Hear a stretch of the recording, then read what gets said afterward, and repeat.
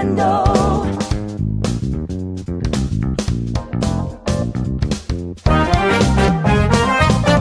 Yeah! There's no better place to end your week and start your weekend. Now take a deep breath and let go. Nintopics is here, so let it show. It's time to get your dance and your smile on. I'm feeling happy with Nintopics Podcast. I feel like dancing with Nintopics Podcast. It's been a hard week, but I feel better now. It's time to flow with the Nintopics Podcast. 1, 2, 3, 4.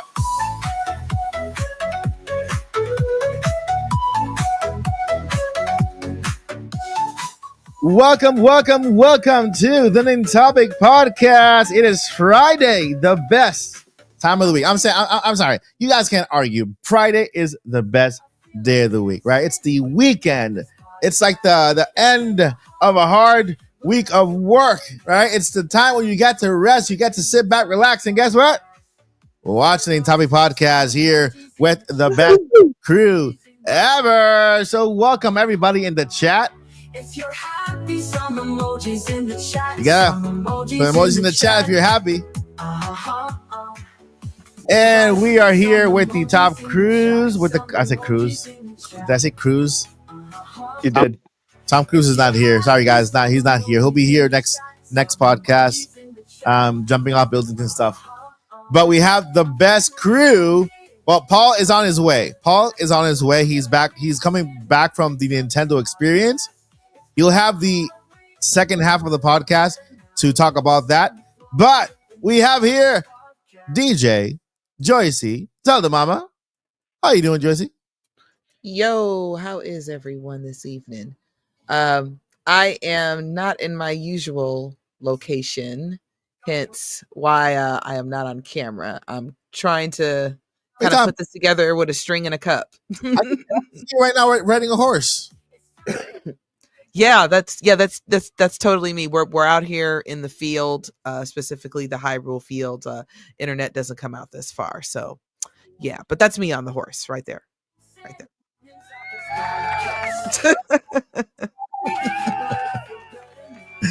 And introducing for the very first time,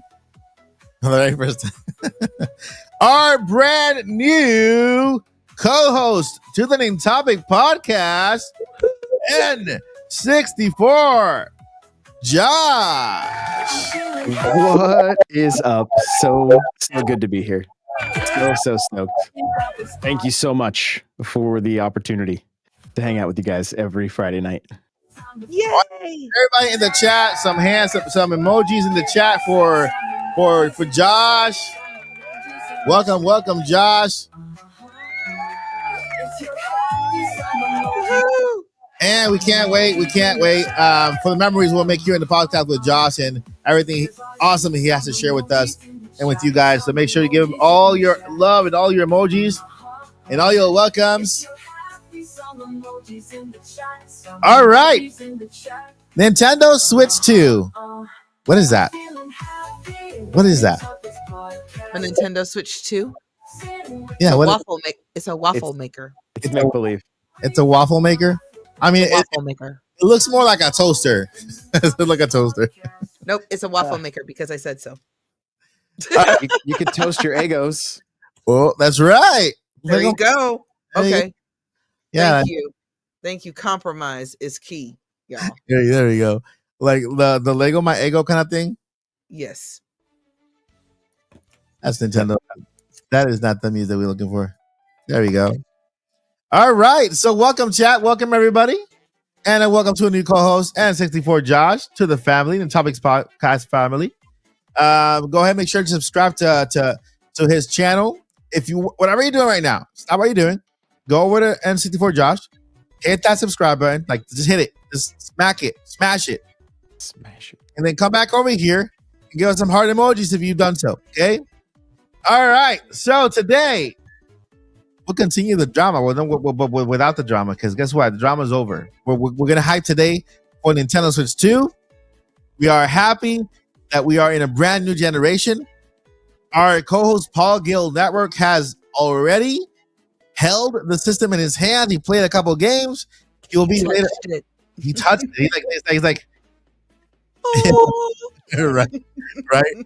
I'm sure that when the NES, you see what I said? NES, Nintendo Entertainment System, the Nintendo employee, Nintendo Employee Service. Hey, NES, okay. So when the guy was like, "Here you go," I was like, "Not worthy." We're not worthy. We're not worthy. He got on his knee, on one knee, and to take it like that, like if he were being knighted. Okay. They had to check his pockets on the way out, make sure he wasn't leaving with one. Right. I mean, he did have on his Nintendo suit. So yeah, They made him change his shirt. They thought he was an employee. They did. No, no. You know how he always wears that Switch 2 shirt? Like, yeah. They thought he was one of the workers. They were like, "You're late, bro." I believe it. I'm just playing. I was gonna say, because I feel like Paul would have rolled with that. Like, yeah, sorry about that, man. I didn't mean to be late. Yeah, where do I go? Where are the Switch 2s? It's like if you show up at Target in a red shirt and then everybody starts asking you where stuff is. Facts. It has happened to me before. Sadly, I've been there. All right. Even if you're wearing just a red tank top, it's like, this is not a polo Target shirt. Why are you asking me questions? I'm sorry. Okay. Chat has noticed my name there where it says "Farmers Only." Lon Rancher is my account. That's awesome. So, any questions to you guys? Anything interesting happening this week? Are you guys playing any games? What's happening with the crew? And chat too. Let me know in the chat if you guys are playing any video games. Any interesting happening in the week? Because I want to know. Just work, man. Just work. Yeah. Selling some insurance. Yeah. Well, I'm not selling them. I maintain them. Yeah. Exactly. I'm the person you talk to when you have questions on your coverages and you want to know what things do on your policy. I'm the one you talk to. Nice. We got Mikey playing Mario. How about you, Josh? Nice. It was a great week. The other podcast that I do, the Nintendo Powercast, we were able to finally record an episode. It's been, I usually do daily episodes, and it's been almost 2 weeks since I recorded because of the flu and then getting pneumonia after that. So yeah, great to get back to that. I am probably, well, it depends on how much I have to grind. I'm assuming I'm about an hour away from finishing Xenoblade Chronicles Definitive Edition. Oh, so, nice. Yeah, stoked about that. I'm always on the grind in Smash to try to get Mario into Elite, and I've not been having the best week. Usually, I'm having pretty good weeks, getting up into like the 12 million. I think I'm down to like 7 million right now. So I got my work cut out for me there. But and I did a Mario Kart stream today, which I haven't. That's my main stream game, and so that was super fun to get to race with the fam again. So it's awesome. That's awesome, man. That's right. Mario Kart's your jam. So you can join us for one of our tournaments. At the end of the month, the last Saturday of every month, we do our tournament, and we do Mario Kart, we do Splatoon, we do Fall Guys. What else we do? We do multiplayer games, but Mario Kart is the most anticipated one. We do a lot, and we spend a lot of time on Mario Kart. Love it. That is awesome, man. Awesome. Chat's saying I hack right now. I can see they're saying I have hacks. I literally today, Sunshine Airport. Yeah. Right at that last jump. Before the finish line. Yeah. I banked a bomb that hit first and second place right as second place came out of a ghost. Wow. And dropped both of them, and the chat went crazy. Nice. I have a hacks emote in my for my subs, and it just exploded all over the place because it was good times. Yeah, a lot of fun. That's awesome. Mikey's playing Super Mario All-Stars on Super Nintendo. That's awesome. On NHL. Me, what have I been playing? I played a little bit of Zelda, the one from 3DS. What's that game again? The one with the painting. Link Between Worlds. Yeah, Link Between Worlds. I played a little bit of Animal Crossing New Leaf. Started playing that one. I played a little bit of Mario Kart Double Dash because I need to go back to that one, and that's very because I'm so hyped for Mario Kart World. I'm like, you know what? Let me go back to the past and go play other Mario Karts that I haven't given too much love to because I want to, spirit in the spirit of experiencing new things, right? Because I'm having a lot of fun just going back into my library and just kind of playing games that I haven't played in a long time. I got this thing in the mail, right?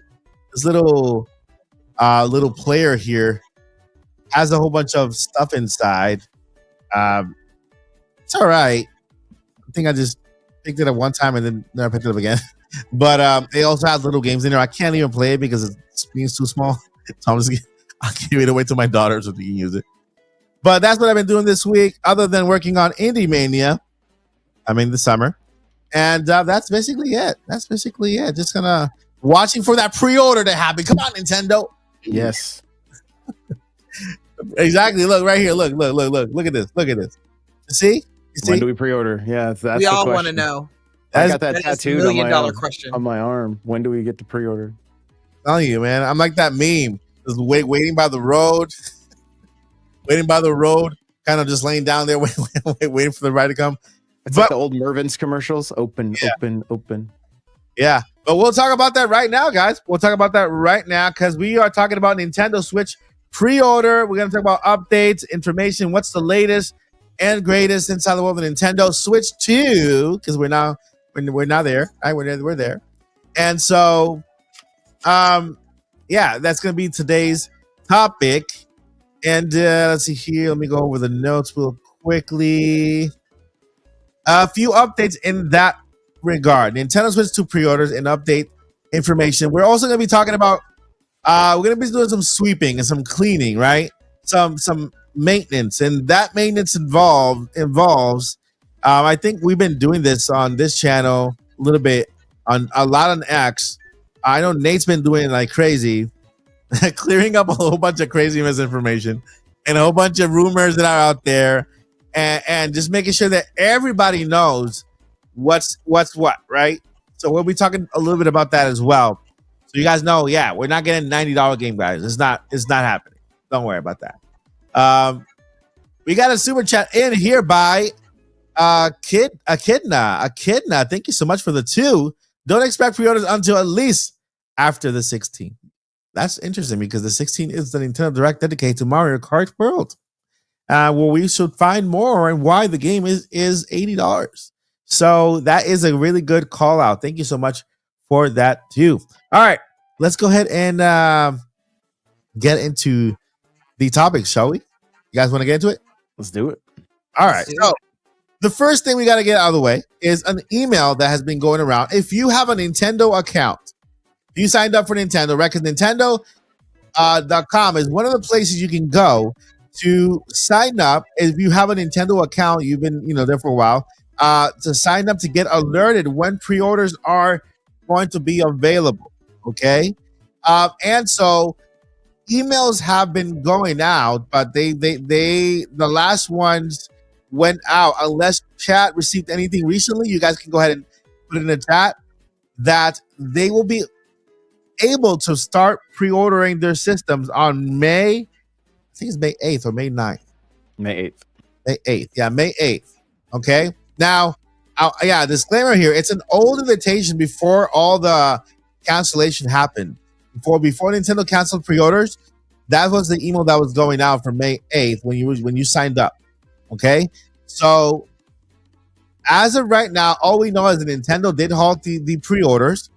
We don't know whether that is also on hold, right? Pokemon fan said they did. Let me know in the chat. When did you get that email? Just so that we can put, let people know. Okay, if you receive an email that stands still, right? And maybe that's when you can go back and try to get that pre-order. But if that was before Nintendo canceled the pre-orders, then everybody's like in the cloud. We don't know what's going on. What's the deal? That appeal, right? So far, that is the first thing that we need to clear out. If nobody has received the May 8th email after after Nintendo halted pre-orders, then there's a possibility that is also on hold. Nintendo will give us more information later on. I want to give out there if the information on pre-orders doesn't come from Nintendo, it comes from some rando, then it's not Nintendo and it's not real. Okay. If you hear from retailers, GameStop, Walmart, then it's real because Nintendo PR communicates with retailers. Okay. But if it's some guy sitting on his toilet just kind of tweeting saying, "Hey, I heard that the Nintendo pre-order was going to start again," nah, just finish your duty and just quiet. So yeah, that is to make sure that we clear that out. The next thing is that, and this is a good one, June 5th is still the release date, right? There has been no cancellation on that part. We still have the June 5th release date, and so far the price has not changed. Okay, so far the price is what it is on the eShop, the my Nintendo eShop, on retailers as well. So we still have the price, and we still have the June 5th release date. Now, one thing that we also need to clear up before we get into the big stuff is that Nintendo did confirm that pricing for the system and the pricing for Mario Kart had nothing to do with the tariffs. Okay? Had nothing to do with the tariffs. So that pricing was already set before all the tariff craziness happened. All right? So with that, I want to go ahead and talking about the pricing part, I want to go ahead and throw it to the crew. Joycey. Mm-hmm. What are your thoughts? Can you spill the beans? What are you feeling about the pricing, about it not being related to tariffs? Are we there? Is it worth it to you? The game system, the game is. I mean, we just saw trailers. We saw how big the game is. We're getting a direct soon. Tell me how are you feeling about it? So for me, I feel like I overreacted personally. Mm-hmm. I kind of got swept up with the emotional sticker shock of $80 because I think we were all prepared for like 70. Yeah. But I don't think we were prepared for 80 right off the bat. Mm-hmm. So, and then I realized like, well, wait a minute, hold on. People, we have devs making like multi-million-dollar games and getting a fraction of that back. I mean, these things cost money. Yeah. And I'm not defending billion-dollar industry. I'm not defending anything like that. I'm trying to explain. I understand the method behind the madness. Yeah. We can't expect the industry to survive if prices don't increase, because if everything was selling like Breath of the Wild and Mario Kart 8, then we may have been able to get away with still either $60 or $70, but not every game is going to sell that much. So if there's like a huge budget, there's got to be a way that, they can recoup somewhere. And I'd rather pay a higher price that I still think is fair.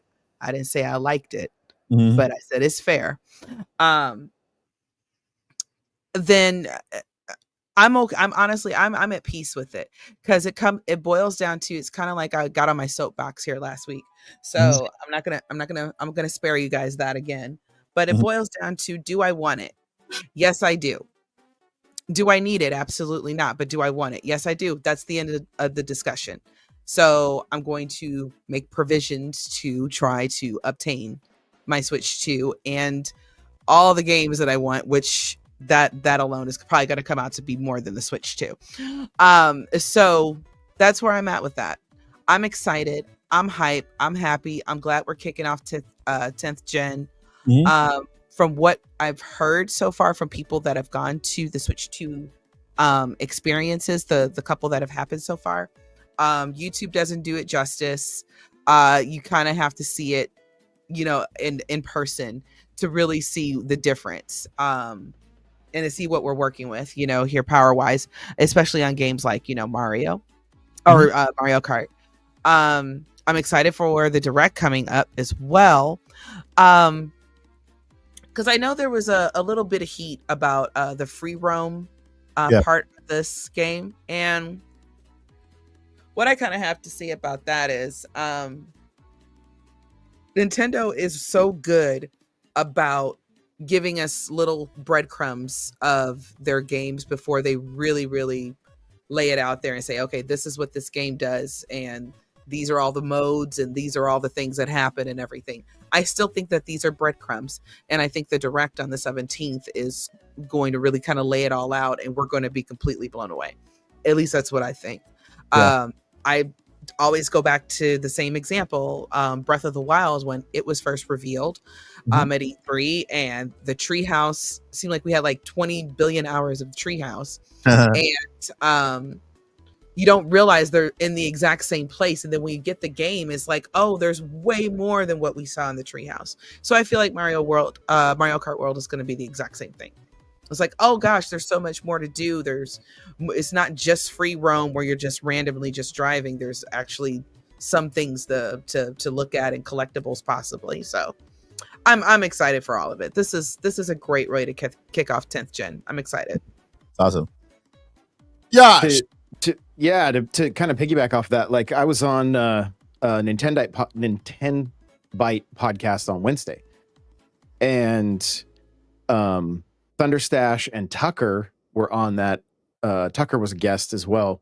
Yeah. And he when he was in free roam at the event, found a Peach coin just out in the world that didn't really, like, he grabbed it, didn't really do anything, right? Didn't really.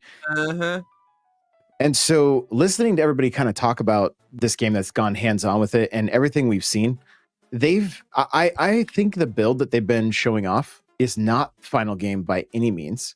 Demo. We've not seen anything over 100 cc. And everybody has assists turned on while they're racing to keep them, to keep them on the track. Yeah. So I think this direct is going to blow us away. When it comes to pricing, I have my theories.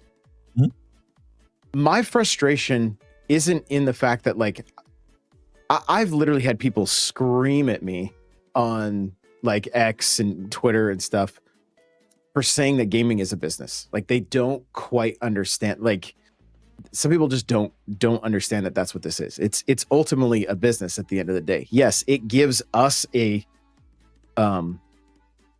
as a community, like, entertainment that we all it brings us joy. It brings us together, right? Yes. Where my frustration is the pricing is going to keep some people out of that joy. Yeah. Right. And I was talking to my chat today while we were racing, and different people, they said like, yeah, the price is too much. Yeah. In one hand, this is the system that we've all wanted since the Switch 1. Like, we've wanted a 4K 60, 2K 120, like, I have anyway. So I'm over the moon excited for what the Switch 2 is going to do. I have 1,300 hours in Mario Kart 8 Deluxe. I could spend $150 on the next Mario Kart and still say it's worth it, right? Like, depending on how you value stuff, right? So I'm very empathetic for the people that are like, yo, I'm gonna have to start door dashing or something to be able to get these. And here's a quick pro tip. I don't know if you guys listen to Gary V, but if you need some literal free cash, go on Craigslist free, get items that people are wanting to get rid of, and flip them on Facebook Marketplace. So you can sometimes find good stuff that you can get for free and then sell for $30, $50, whatever it is. One man's trash, another man's treasure kind of thing. And, you could pay, so if you need to make a little extra money without having to do a ton of work, that is one way to do it. But that's where, like, that's what makes me sad, is that it's, for a while here, there's going to be a separation of the community where, for me, who streams a ton of Mario Kart, when I'm going to see people in the chat that aren't racing, and I know it's because just, life circumstances won't allow it, or maybe there is the possibility that it's not going to be readily available for everybody, and that's going to be the toughest pill to swallow. Like, none of this, like, it doesn't surprise me.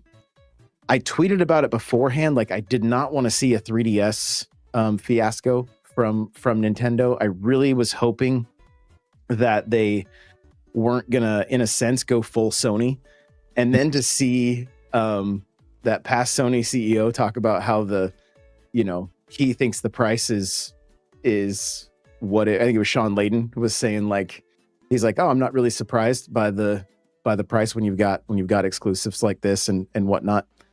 We talked about it on last night's show quite a bit. If they had just been, they left all the pricing for everybody to figure out, and that's what caused an absolute, like, just a complete cluster. If they had just been upfront and they were like, hey, Bravely Default's $40 and Mario Kart's $80, then maybe it would have been a little bit of an easier pill to swallow versus, like, everybody thinking Mario Kart Physical was $90 because that's what, like, VGC had put out. Crazy, right? And so that was just a PR nightmare. But then I think ultimately where I will say that I'm somewhat disappointed is that they are not doing Nintendo Select or Player's Choice. Yeah. And because Kirby they're charging $80 for that game, essentially. Then if they had come in and said, okay, we're going to drop the price to $50 and then have a $20 upgrade path, now you're looking at $70. That's what everybody was anticipating. Mario Kart could have been $70. I don't think anybody would have, like, everybody would have been annoyed, but that extra $10 is somewhat of a big sticker shock when we've been paying $60 for so long. Yeah. Right. Yeah. And I think personally, Nintendo would have moved a lot more product if they had lowered the price of all Switch games by $20. And then if you want the Switch 2 version, you pay the Switch 2 tax of $20. It's back at $60. I feel like more software would have moved versus like trying to push the envelope to see how far they can take it. Now, the other aspect of it is that, I mean, obviously development costs go up. There is no question about that. And I've heard for a very long time that Mario Kart World is the most expensive game Nintendo has ever made. That's been a rumor that has floated around for quite some time. So whether or not a company that is sitting on massive stacks of cash needs to charge this much, I don't know. You know, I understand there's investors involved. There's like that whole side of it. They want all those people happy because they continue to invest. They make their money. We continue to get these games that we love, and you know, it's a win-win. But it's just a bigger toll on our wallets. And Nady Nay in the chat, who he says this all the time. He's like the basically just the like, you know, kind of like the spontaneous purchase is going to be less when it's, because we talked about it last night a little bit. Like, we're literally paying as much. We're paying $20 less for Mario Kart than what we were paying for 2 Switch games with the voucher system. And so Nintendo, in a way, started to like train their consumer that, like, hey, if you're going to go digital, you're going to get a better deal on stuff, and we're taking steps to keep prices lower, to then come out and be like, and this is $80. So it's just, and the messaging wasn't there to where we kind of all found out like after the fact.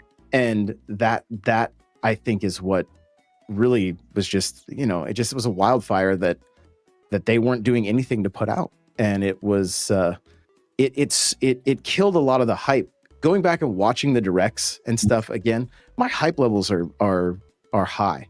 I'm just empathetic for the people that it's not going to be an easy purchase, and for the kids, you know, the kids that are going to be like begging their parents over and over again, like, I remember those days when I was a kid. Like, I know my parents sacrificed to get me a Super Nintendo, and that was $200, but it was 92, and that was a lot of money. Especially, I was the oldest of 6 kids, and you know, that was a big deal. So I think, you know, it'll make some Christmases extra special, but I also feel for the kids it's going to be a bit out of reach, where, you know, Nintendo had the playbook for how to do this, but they also didn't have a system that was as powerful.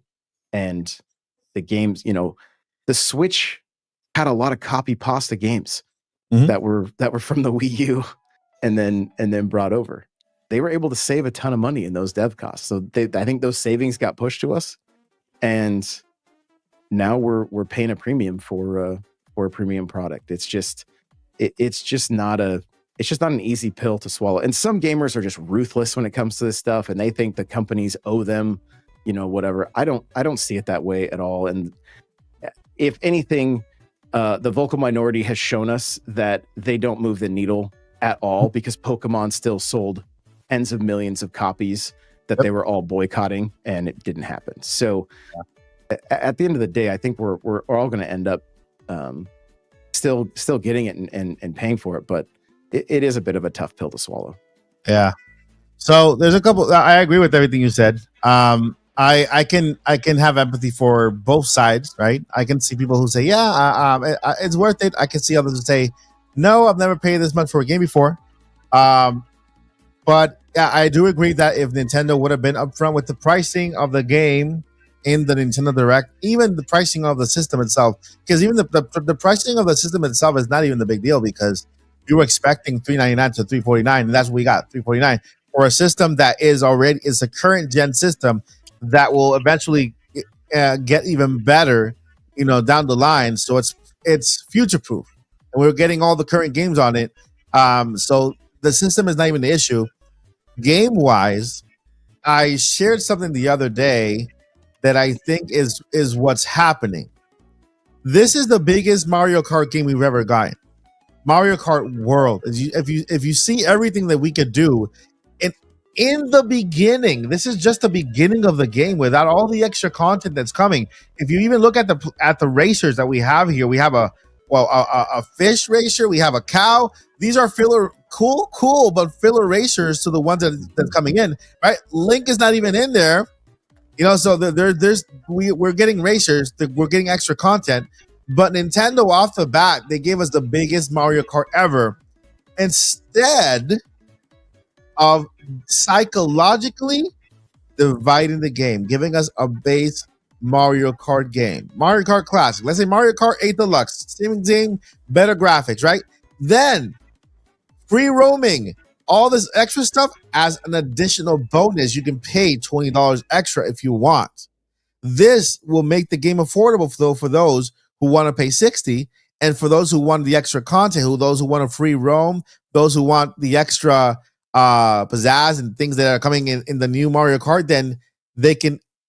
Everybody eventually will get that. We'll get it, because, you know, everybody eventually gets that DLC. Like right now, Animal Crossing was $80 because you bought the game for $60, and then you got the DLC and the Happy Home theme for another $20.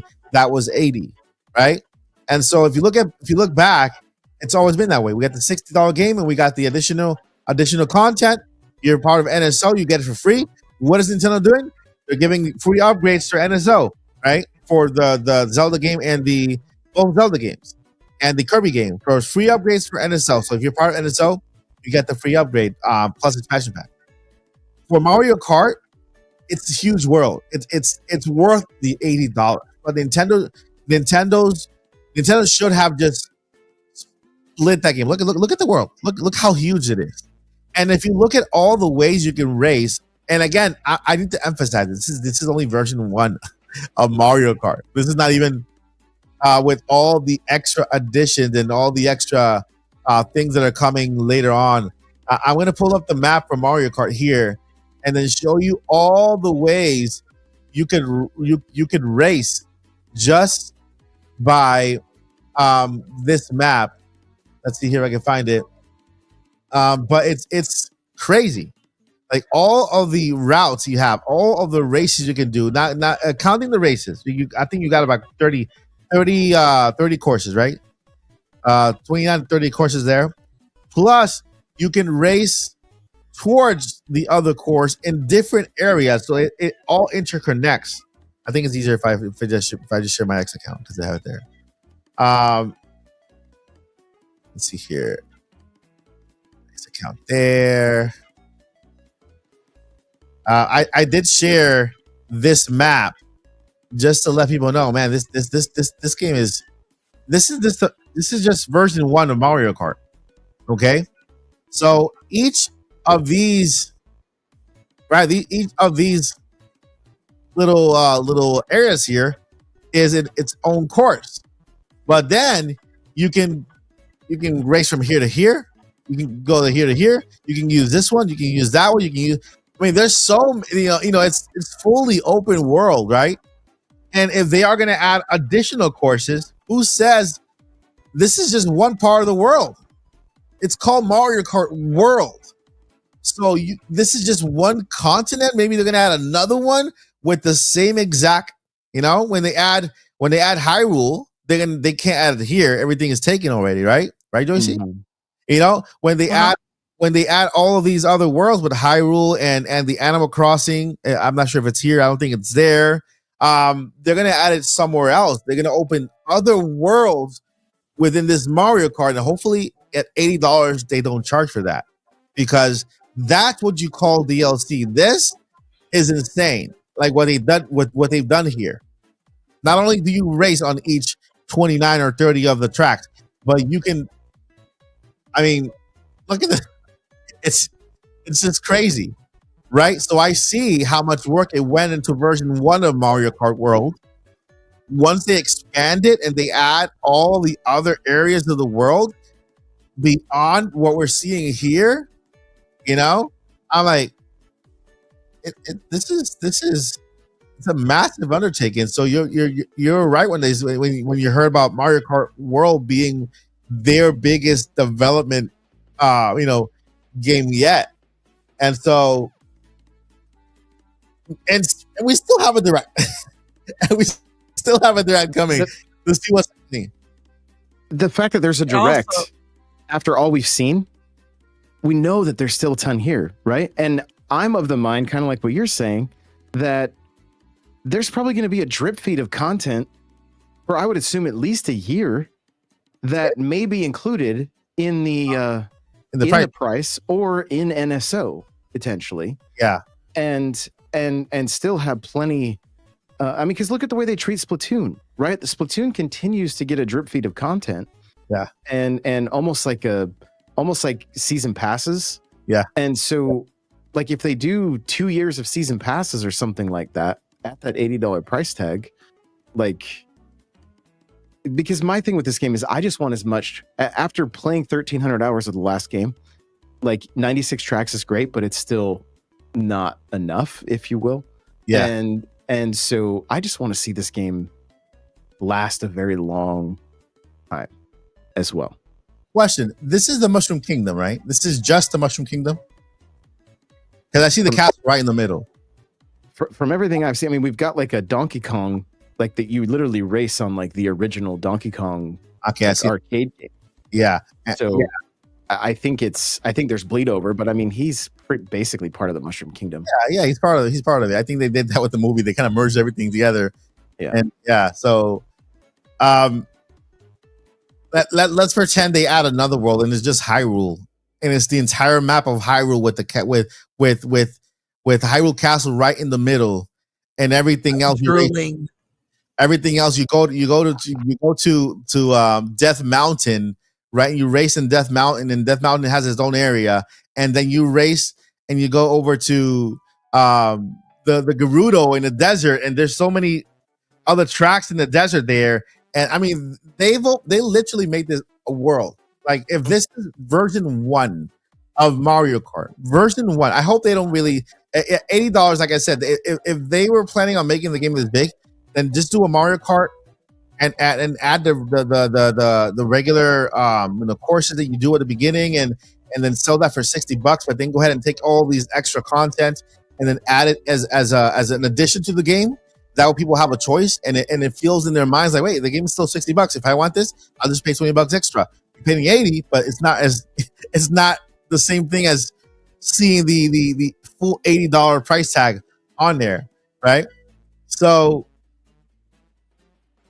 I think that this game it's going to be the biggest game, the biggest racing game ever made for Nintendo and on Nintendo Switch. It's already what we already see here. This is already beating Horizon, the Forza Horizon games. With the free roaming and all that stuff. I mean, like I said, the system is worth it. The console was worth it. I think they just should have the execution is where they failed, right?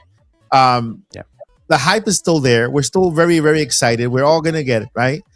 Maybe this time around is not going to be 2 Mario Karts per household. Maybe it's gonna be just one, and maybe that's why they introduced Game Share, because that's all you need now. You only need 1 Mario Kart per household. The question is, can everybody play on their own with one cartridge using Game Share, or can you just Game Share and multiplayer? That's it. So I feel like the messaging for that was 4 people can be playing the same game at one time. I thought it was limited to 4, and they can play online, and they don't have to be playing with each other. I don't believe so, but I think the way I see it going down is the way I used to do it back in the day. Like, I remember when I had, all my kids had DSs, and we had the one copy of Mario Kart, and they would all download play, and we would sit and do a gaming session that way.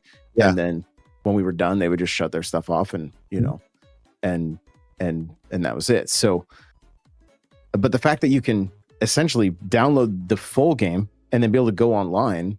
Yeah, that's big for those family gaming sessions. That's going to save some money. Exactly. So that in itself, if you are able to download the game independently and the other person still has access, they can continue working on their own, and this person just plays their own game on their side. That itself is already worth the $80. Just having that. Just one game per household instead of having, you have 3 kids. I have $2. I have to buy them each. I don't have to buy them each a copy. They can game share. We're only 2. Actually, we're 3. 3 gamers in the house. And you can share up to 4. That means that we can buy just one copy and all have access to that. I'm pretty sure. I'm guessing as long as you're in the same family member, your account. It's not just anybody, right? Well, I think they only have it downloaded until they shut it off.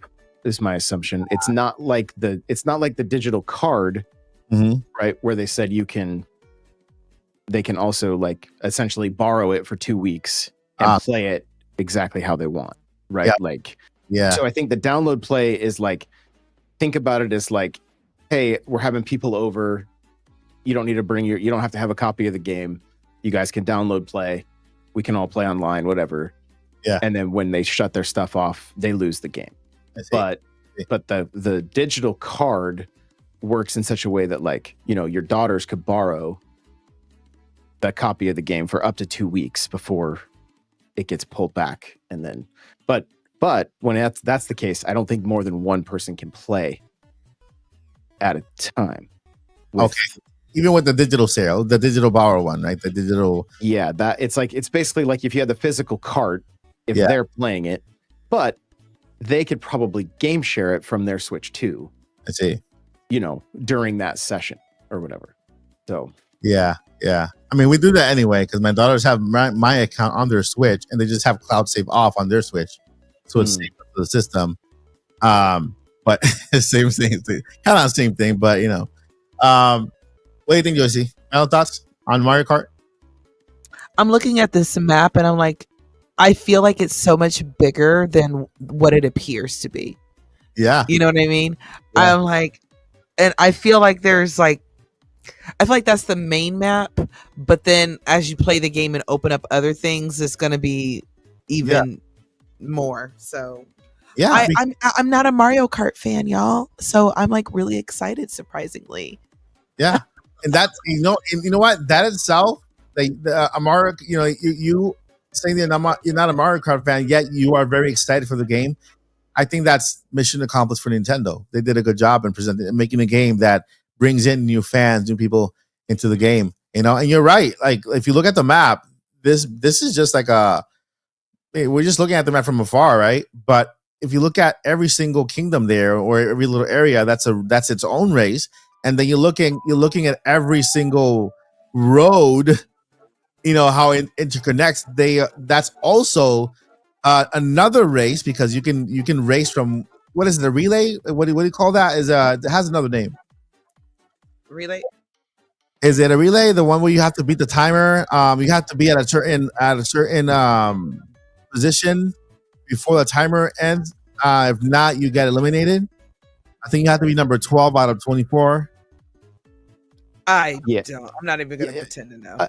It's essentially their version of F-Zero 99, right? Where you knockout. The knockout mode. Yeah, knockout mode. So knockout mode is every time you're driving from one course to another. So you're visiting another area. So for example, if I'm going to go from this course to this course, this right here is a knockout. Every single little mark here is a knockout. Imagine how many knockout courses you have here, besides every hour of the 30 course you have. The 30 of the courses you have here. And then if they add more worlds to it or more areas to it, like I said, they could add a Hyrule, just like this. Hyrule has enough land to make another map that looks just like this. Okay? And then they could go over and add another section with another IP or whatever, right? If they open their Animal Crossing. Animal Crossing. And Animal Crossing they'll bring all the lore together from the first Animal Crossing all the way to New Horizon, and do something there. So there's just so much that they're gonna do with Mario. I think the name is appropriate because you can already see what they're gonna do, and I'm pretty sure that's what they're gonna talk about in the Direct on the 17th. But it's only 6 days away. I can't wait. I'm excited, just to see what they're gonna do. But it is what it is, guys. This is Switch 2. We want it big. As a big or go home, they're going big. So, let me end it with this: Mario Kart 8, $80. But if you buy it with your Nintendo Switch, it's only $50. Okay, so if you guys want to get into the Switch at launch, Mario Kart is gonna be the bundle in game. It's been for Nintendo Switch forever, right? So every single holiday, you're gonna get a Mario Kart bundle, $449, $499, with the Mario Kart world added to it. So it looks like Nintendo is continuing that. If you're gonna play Mario Kart and you're gonna buy the Nintendo Switch, the best way to go through it is getting the bundle, getting the game for $50, which is, if it's exactly what we're trying to describe here. It's a steal, right? And then you get the system for $449. So that is it. Any last words, guys, before we move on to the next? I will just say this. I was manifesting, if you will, the pipe frame, because that's what I always race. Yeah, right. It's I got the Mario Kart tattoo. You got Mario in the pipe frame right there. And in Mario Odyssey, I like to play as in his race outfit with his hat on backwards. And Thunderstash confirmed that outfit is in World. Wow. And so that's what I was kind of hoping to race with. And so I'm literally just like June 5th can't get here fat. Like there's so much hype around this year that the year just keeps going slower because of it. It's like a kid at Christmas. So for real. And it's April 11th, and we have another Direct on the 16th. And then let's say, hopefully we hear. I agree. I think the new pre-order date could come around after the 16th, because I didn't know we were that close. It's only like 5 days away for that Direct. So I think the pre-order could drop right after the Direct, soon after, or a couple of days after. From then we start pre-ordering, and then from pre-order to launch is gonna fly by. It's gonna fly by, right? And so physical games would not be $90, friends. That was a typo by a major news outlet that made a mistake. It's not happening. No $90 game. Animal Crossing, not Animal Crossing. I want Animal Crossing. Mario Kart is $80 physically and digitally. So again, if you buy with a bundle, it's $50. Good deal. Highly recommend you get if you're getting Mario Kart. If you're not getting Mario Kart, you care less about Mario Kart. Go with the Switch, and then enjoy the games while your game comes out, right? Or just wait for your game to come out and then get a Switch. You know. And also, real quick correction. Mike just misspoke, guys. We know the direct is on the 17th. What did I say? So, you said the 16th. You just misspoke. I think I said 6 days away. You said 16th. I said 16th. Mm-hmm. It's okay. All right, guys. It's 16. Please, nobody die or nobody. It's the 17th. More misinformation. Great. Man. All right, guys. I got to step out for just a little bit. I will be back though. All right. Cool. So next, let's see here. We talk about pricing. We cleared that out. Another thing we got to clear out, guys. Breath of the Wild, Tears of the Kingdom upgrades. Okay. First, good news. If you have NSO Plus expansion pack, then you get the full upgrade for free. If you own the game already, you own Breath of the Wild, and you own Tears of the Kingdom. We all do, right, JC? We have to, right? If you own, or we own a few copies. Yeah. Or a few copies of Breath of the Wild, Tears of the Kingdom, and you have but the one that you played on. If you get the expansion pack, yeah, what you're saying is that it would be a free upgrade.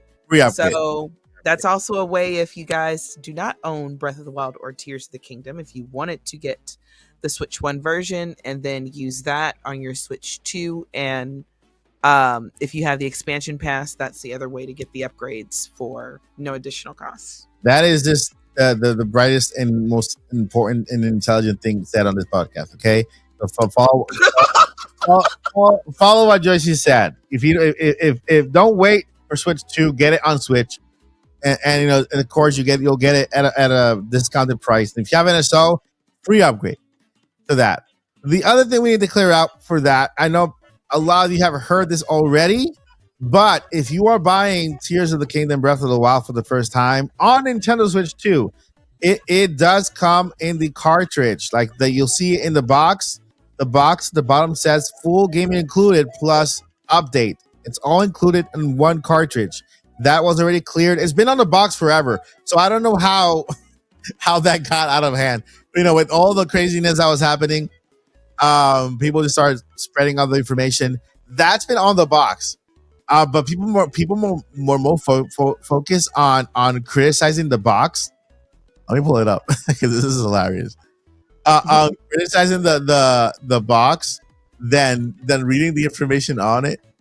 It's just hilarious. Let's see here. It's the Kingdom. Tears of the Kingdom Switch 2 edition. Spelling is hard. So words are hard. They have letters in them. I'm telling you. So okay, this is not even it. I'm gonna look it up again. So there's the box for the Tears of the Kingdom edition has a lot of text. People were like criticizing, why does it have so much text below it? And blah, blah, blah. Okay, here it is. At the bottom here, guys, do you guys see this? Yes. Okay, I just got what is it, a Portuguese one or another language? Anyway, right down there, it says that the cartridge is included in all of the information, like the full game plus the update that makes it the Switch 2 edition is included in the cartridge. Okay, if you're gonna buy it off the back from Switch 2, again, not recommended because you can buy it on Switch 1, like Joshi said, and just take advantage of the upgrade, of the free upgrade, right? That's the best way. I'm sorry. Go ahead. No, yeah, go ahead. I was gonna also say, we unlike me, I've already told you guys, just because I want the box for Switch 2 and I'm not even going to open it, I'm going to purchase these. That is not reasonable behavior. That's just crazy Zelda fandom in me. So Yeah. I am who I am. But I was also going to say, guys, you don't have to get every single game at launch. So if you're already getting the system, then you want to go ahead and get, of course, maybe Mario Kart. I would suggest doing it that way anyway, but you know, and then maybe one other game. Yeah, I agree. One second, Mike. My neighbor's about to pop up missing. Just one sec. Okay. All right, so the full game is included in those boxes unless otherwise stated on the box, because I think there are two editions of it. One that has a digital code. Those digital, the digital ones that only have the license of the game. Those are supposed to be replacing the digital cards, right? So instead of Nintendo giving you a digital card, like when you go to the Target, Best Buy, whatever, and you buy one of those digital cards for the game, instead of you getting that digital card, Nintendo changed that into an actual box with a cartridge. Now that cartridge doesn't have the game, only the license. And they did this so that you can have access and you can buy and sell your own digital game. So it's still a digital game, but now the license comes in the cartridge. You can have the game installed on your Switch, but it won't play unless you have the cartridge, which is the license. That license, you can sell it, you can burn it, you can cook it, whatever you want to do with it. It's yours. It's your license. Let's see here. That is the clear up number 2. What else we got here? Improvements. Coco. Okay. Blah, blah, blah. Yeah, I think we've gone over everything on topic number 1. Went over. Welcome back. Anybody ask? I was here the whole time. And we have proof. Mm-hmm. And so, I think we are good with topic 1. Hopefully, Paul is on the way with his little report from the experience at Nintendo. But so far, pre-order dates not yet available. They are expected soon, just because right now we are under that 90-day ceasefire tariff thing. I call it the 90-day tariff ceasefire. We're in peaceful times now for a little bit, and so there is a Nintendo Direct happening on the 16th, 17th. Now I'm confused. 17th. Pokemon 3 17. And we should get a pre-order date anytime soon. Not today. It's Friday. It's the end of the weekend. Nintendo does nothing on weekends. Next week we could hear more about Nintendo, maybe about a pre-order date, and so much. But we're not going to hear straight from Nintendo, guys. Stay alert. We're going to hear more from the retailers first than Nintendo. Nintendo talks to the PR department. The PR department speaks to the retailers, and the retailers tell us. Okay? That's how it works. All right. So, topic number 2. While Paul gets here, we're going to do a hype level check. All right? Hype level check. I'm going to ask Joyce a question, and then I'm going to ask Chad a question. All right, who's ready for that hype level check? Let me know in the chat. Let me know in the chat if you're ready. Joyce is ready. I'm ready. I'm so ready. If you're ready for this is called the hype level check. I'm going to ask you guys questions. You in the chat, you're going to answer the question. Joyce's going to answer also.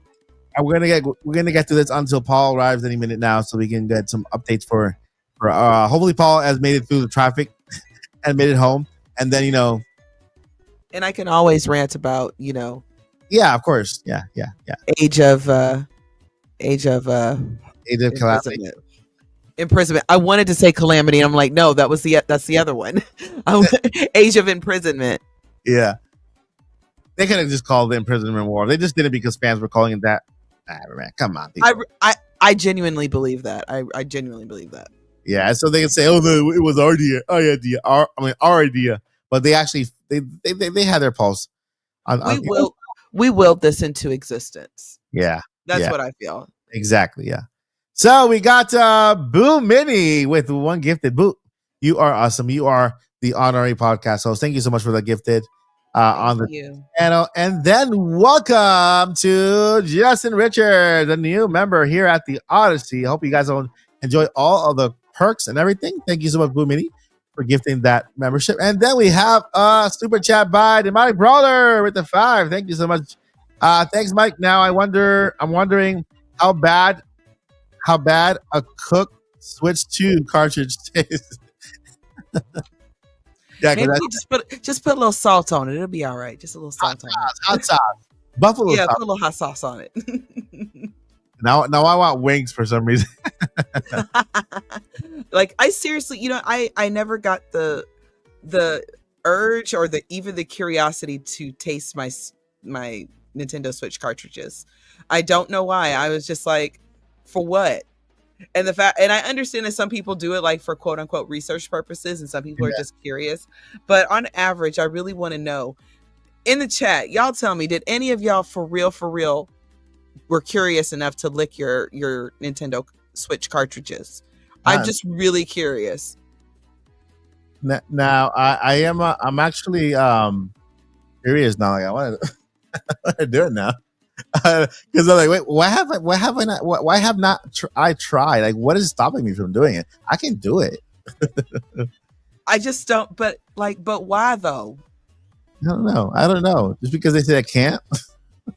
I'm not mad at y'all. Anybody who tried it, hey, more power to you. But I'm seeing a lot of no's in the chat, and I'm just glad to know that I'm not the only one. Okay. I had no curiosity whatsoever. Yeah. That's just hilarious. I find it hilarious. I understand why Nintendo did it, and I'm glad they did. But it's just funny. That is funny. And guys, we're doing a hype level check. Sorry. Yeah, just a reminder, guys. If you want to join the conversation, you can do so with any super chat, just like the Modern Brawler did, or you can just go ahead and ask your question. Go ahead and ask it, and we'll keep an eye on the questions and put a little star by them so we can answer them right at the end of the podcast. So far, we got 3 questions started up for the end of the podcast. So if you can either join the conversation in the podcast with the super chat, or you can join us at the end with your question. We'll go ahead and highlight that question. All right, hype check question, and this goes for the chat as well. What is your most like today? This is today, not something that's already made. What is your most anticipated game for Switch 2? What's the first thing, the first game you want to experience on your Nintendo Switch 2? This may come as a shock to all of you.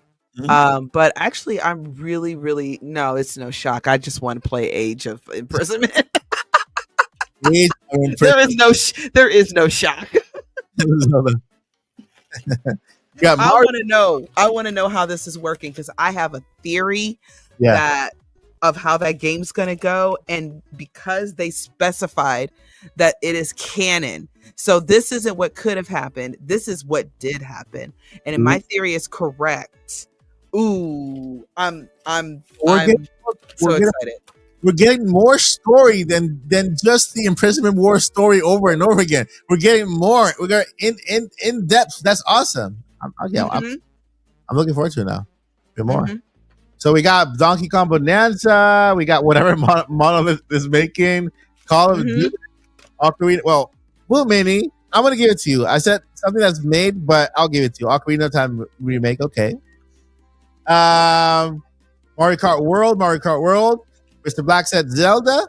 I think he was referring to your answer. Mm-hmm. Bravely Default. New Zelda experience. That's a good way to put it, because if you play Breath of the Wild or Tears of the Kingdom on Switch 2, you might get a new experience. You're right, with the new visuals and everything. So yeah. Donkey Kong Bonanza, Tears of the Kingdom, Mario Kart World. Salute my Odyssey guest chat. Omar David. What's up, Omar? We got Bravely Default, Mario Kart World, and Donkey Kong. Bravely Default. A lot of Bravely Default. Mario Kart, DK Bonanza, Metroid Prime 4. But seriously, Imprisonment War, the Age of Imprisonment. We got Mario Kart World. I want to play Call of Duty and on Switch 2. Bonanza. Someone know if pre-orders will actually start for the US? We expect pre-orders to start soon. They should start soon. There is no word yet, but hopefully before the April Direct or after the next Direct coming. Era of Imprisonment in the mainline Zelda. Strong Age of Imprisonment. Everybody wants to get into that game. Bravely Default was great till it was a key card physical, more like digital. Well, yeah, it's a combination of both. Mario Kart World and Metro Prime 4. We got Pokemon Gen 10. Okay, is it Gen 10? Is it Legends Za Arizona? Is that Gen 10? I'm going to defer that to Pokemon Fan 33. She will definitely know the answer to that question. Is it Gen 10 Pokemon Fan 30? Let us know. Let's see here. Chris Lee says Mario Kart and Madden. Yes, Madden is coming to Switch too, finally. I am hyped for Mario Kart World. Let's see here. They said it's still 9th gen. Still? Okay. Mm-hmm. DK Banana. DK Bananas. DK Bonanza. I thought it was a banana. Bonanza. It's bananas. Bananas. Odyssey 2. We don't have an Odyssey 2 yet. The Switch 2 cards are red, so it's cherry flavored this time. Can you imagine? I don't think it would be cherry flavor. I think it's like. What if it was like that cherry flavor, like cherry flavor cough syrup, which almost turned me off to cherries in general? Horrible. It's terrible. Pokemon Platinum Remake. You guys are out there. Will the pre-orders be on Amazon? Amazon's been pretty quiet with the pre-orders.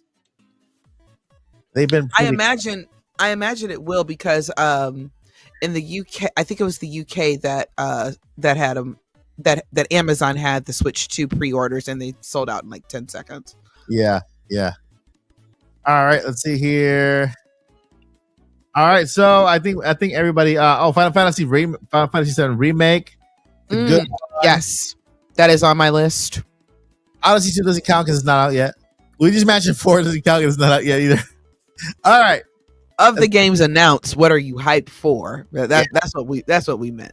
It could be of the games announced or exist. Like for example, I want to see how.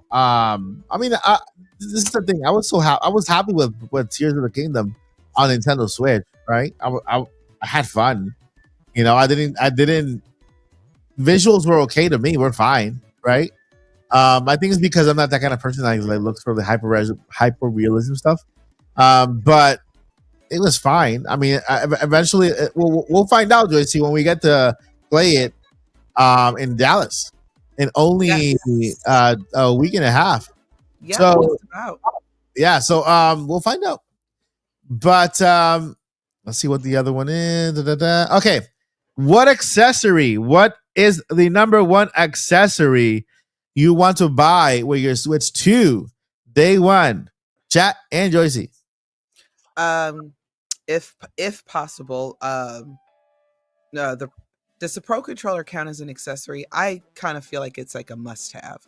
Yeah, I am personally not a fan of the Joy-Cons. I think they're convenient, but I'm an old school player, and the way you play games is on your couch in front of the TV. I'm not taking the Switch 2. The Switch 1 never left the house, so the Switch 2 doesn't leave the house either. Mm-hmm. I'm so curious with that new screen to see if I could use it, because I can play on my iPad. I have an 11-inch iPad, and I can play on it, right? Mm-hmm. But I can't play on my Switch because my eyesight's bad. On my iPad, I can play. I want to see if I can.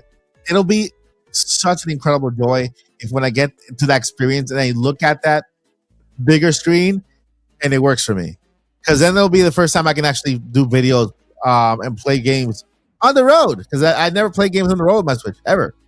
So that'll be a good experience for me. Let's see here. Screen protector.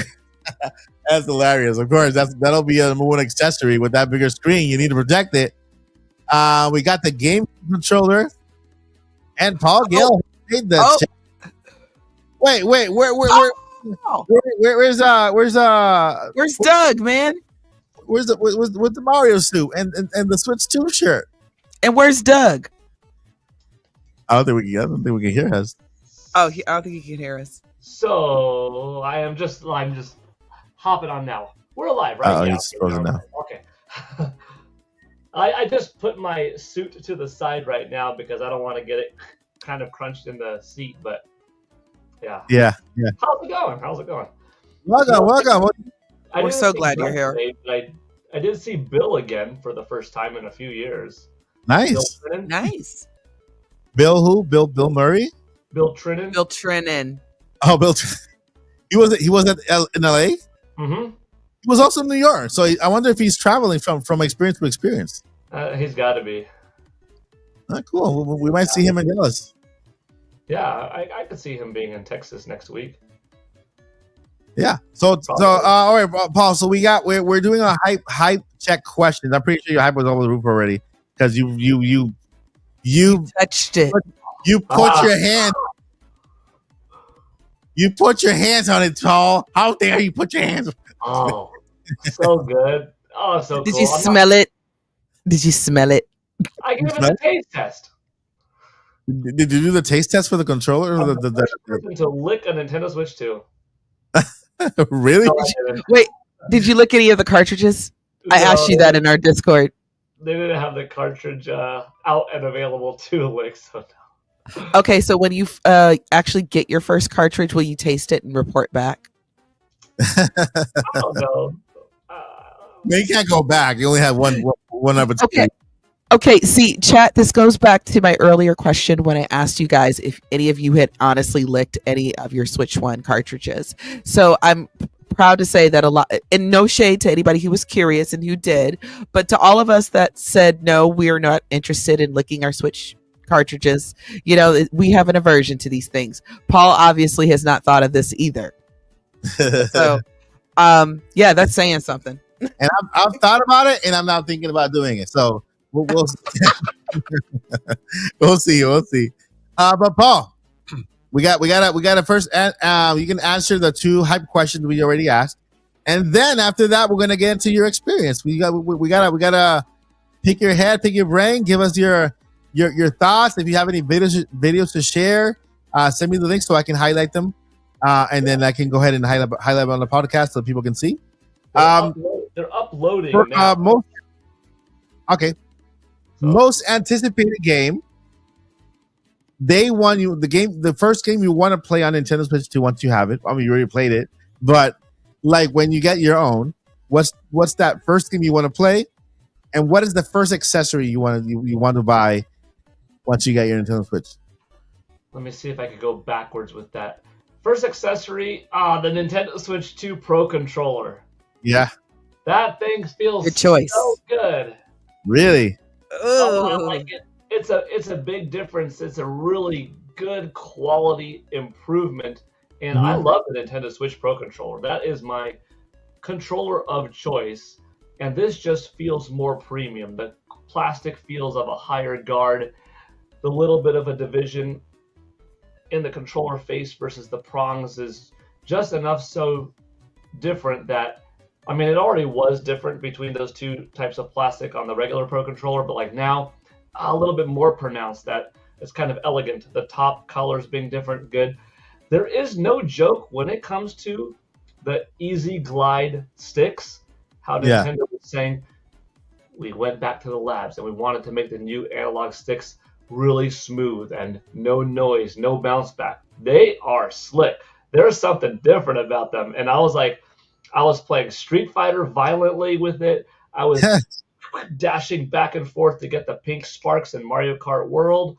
I was not abusing it, but I was putting it through the test, and I'm like, dang, these analog sticks are sweet. So first accessory to purchase for me, definitely Pro Controller. First game that I'll be playing on my console is also the first game that I played today, and that is Mario Kart World. The game was so much fun, and I'm surprised by not surprised, but like it might be my favorite game of the show, and I don't really have one game of the show, but it might win just because it played so well. So I'm not saying necessarily overall at the end of 2025 will it possibly be my game of the year. No, I think there's something else that might top it, but like the game played so well as that pick up, quick jump in, and like there's nothing else that you need to do about lore or story or sit down and get ready to embrace yourself for a few hour experience. Like I could go ahead and have 16 minutes, or I could have 3-hour run with Mario Kart World. It's just different types of good, the different modes. It's captivating and like, oh heck yeah. So that's the first one I'm gonna play. And like, what's my most anticipated game of the year so far? Was that the last question? That was it. That was it. The accessory and the first game. A game and an accessory. Yeah.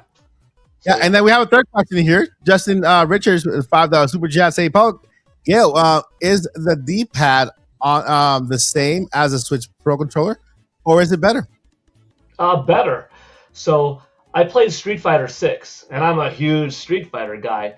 Now, I didn't get to play, a new Street Fighter game necessarily on Nintendo Switch. I mean, I did play, of course, Ultra Street Fighter 2 back at launch, and then a Street Fighter 30th Anniversary Collection. So I guess the first one was technically kind of new because it wasn't released before with Evil Ryu and Violent Ken. But you know what I mean? I didn't like Nintendo Switch didn't have Street Fighter 4 or 5. So getting to compare exactly how would a game like that, a 3D based 2D fighter play, I can't say that. But I have played plenty of other games like Mortal Kombat 11, Mortal Kombat 1. So anyhow, from my initial playtest, Street Fighter 6 was really solid, and I think the D-pad on this controller is better. I can't tell you like it is actually internal in the guts designed differently. Like I haven't seen the schematics and could report on that, but for what it's worth, it feels better. What will probably be a really good test, because Street Fighter is very rolly. It's all down to down, forward, down to down, back motions. Like you create quarter circles. What's really going to be a test for how good is the D-pad is like Tetris 99 or Tetris in general, because you need really good precision up, down, left, right with that game. So that will probably, I'll be able to answer a little bit better when it's like a 2D platformer or something like that, or Tetris. Yeah. That's awesome. And so let me go ahead and share my screen here really quickly. And then we have Paul Gill here reporting here on X. The Nintendo Switch 2 experience is amazing. Thank you, Nintendo. I already love this console so freaking much. Yeah. That's all. Want me to play on this one? Sure, it's short. It's like 40 seconds or something. Okay, let's do it. All right, let's go ahead and play this one right here. Oh, wait, I did. Paul Gill Network here, and it is April 11th, 2025. If you've been watching my videos so far, you know I'm at the Nintendo Switch 2 experience here in Los Angeles, California.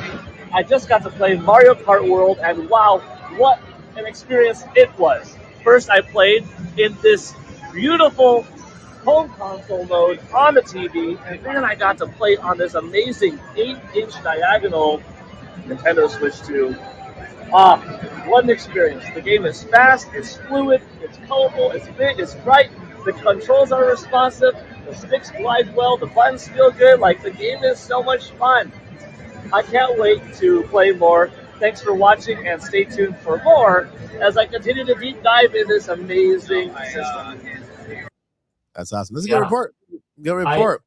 Short and sweet, because the rest of the videos are like me playing. So you are able to record your footage, but Nice. as you've probably seen from Thunderstash and different folks within our community and others online, they prefer you have like your shoulder in the shot or a piece of you in it. So I just had my tripod, and I wasn't even recording at the best because I was recording with the forward-facing camera instead of the rear. But that's because I wanted to see myself when I'm talking to the camera turning.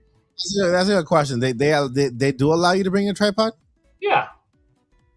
Good. Nice. I was so worried about that. I'm like, how do I record? I'm like, what do I do? Because I'm going by myself. I'm gonna meet Joycey there. I'm not gonna be bothering Joycey. Joycey, can you come record me? Because I want her to enjoy her spot. But if you can bring a tripod and just set things up and everything, and then go ahead. Little tripod, and it goes to about like 5 feet tall, so it was tall enough to get me in frame and go horizontal, and how long? All really cool, really nice. How long were you there? The 2 hours, or were you there a little extra? So 2 things, because I see other people in the chat asking also, like, aren't you supposed to go Sunday? I am going back on Sunday. I gotta get a bonus in. So today, a bonus on top of a bonus. You're supposed to have 2 hours. They let me have 3. Okay. And you're supposed to have 1 day, and they let me have 2. So Sunday I go back, and Sunday I'm taking my son. So we're gonna play together. Today was just me. Oh, and you've seen the merch that they give, right? The little bit of swag. No. Yeah. You'll probably get this as well. But I'm only going 1 day because I have to fly to Dallas and then coming back. So that'll be this 1 day for me. Even if they offer the second day, I won't be able to stay. They give you this really sweet backpack. No, Nice. And this is like a good quality backpack. I'm the king of E3 merch, and I've got hundreds and hundreds of plastic bags and different types of bags, but like this would be of the higher tier quality of swag that a company would give you at an E3, because it's got a few zippers. It's like actual like backpacking material, and you've got like water bottle thing here and these little clip doodads over there, and you got another zipper and pockets, and like this is a good piece of merch. I mean, Nintendo, they didn't go the cheap route and be like, yeah, here's a plastic little grocery store bag, which I would still be cool. Like I wouldn't not appreciate that, but like I want to go just for that backpack, because that's like one. I'm sure they're only going to be giving away the experiences, right? It's not something they're going to be selling. I don't think so. I mean, you'll see it on eBay, but I don't think they're selling this bag. Yeah. So I'm happy about the tripod. How was the experience like entering? Like what information? Like when you is it like the code ID or what, something like that? How was that? Yeah, you go to the check-in and you do supply your, well, in my case, like the driver's license, the photo ID that accommodates the QR code, and you scan in. And Justin Richards says, "How much for the bag? Come on, I can't sell it. No sell." Yeah, and then you get a lanyard. Oh, I should have brought that too. Hang on. Joycey, we're gonna have a good time, Joycey. We're gonna have a good time. We're gonna have a very good time. Be awesome. I'm already excited. You get this pretty sweet lanyard. I love lanyards. Here's your attendee badge that tells you you're attendee, and then your QR code over there. Yeah. And then on this side, it tells you what kind of person you are, because there are some people that are roaming around, but they don't have the opportunity to play. They can only observe. Like if you're an adult with a child and the child got in, but not you, and you're just the adult supervisor or whatever, you can't play. You can just be there. But this is, specifically a gameplay passport. And on the back, I will say, not everyone is guaranteed to get the backpack. You do have to play 6 different titles and get them checked off, not including Mario Kart and not including Donkey Kong Bonanza. But is it possible for me to play the 6 titles? Oh yeah, there's like a dozen or so, or like 14 different games, and you have 2 hours. So unless if you super deep dive in Mario Kart and like all you're doing for your 2 hours is just getting Mario Kart, then you won't have the chance to play other ones. But like 2 hours is a sufficient amount of time. They don't let it get overwhelming with people. I mean, there's a couple hundred people in there per session, maybe, and they give you 2 hours.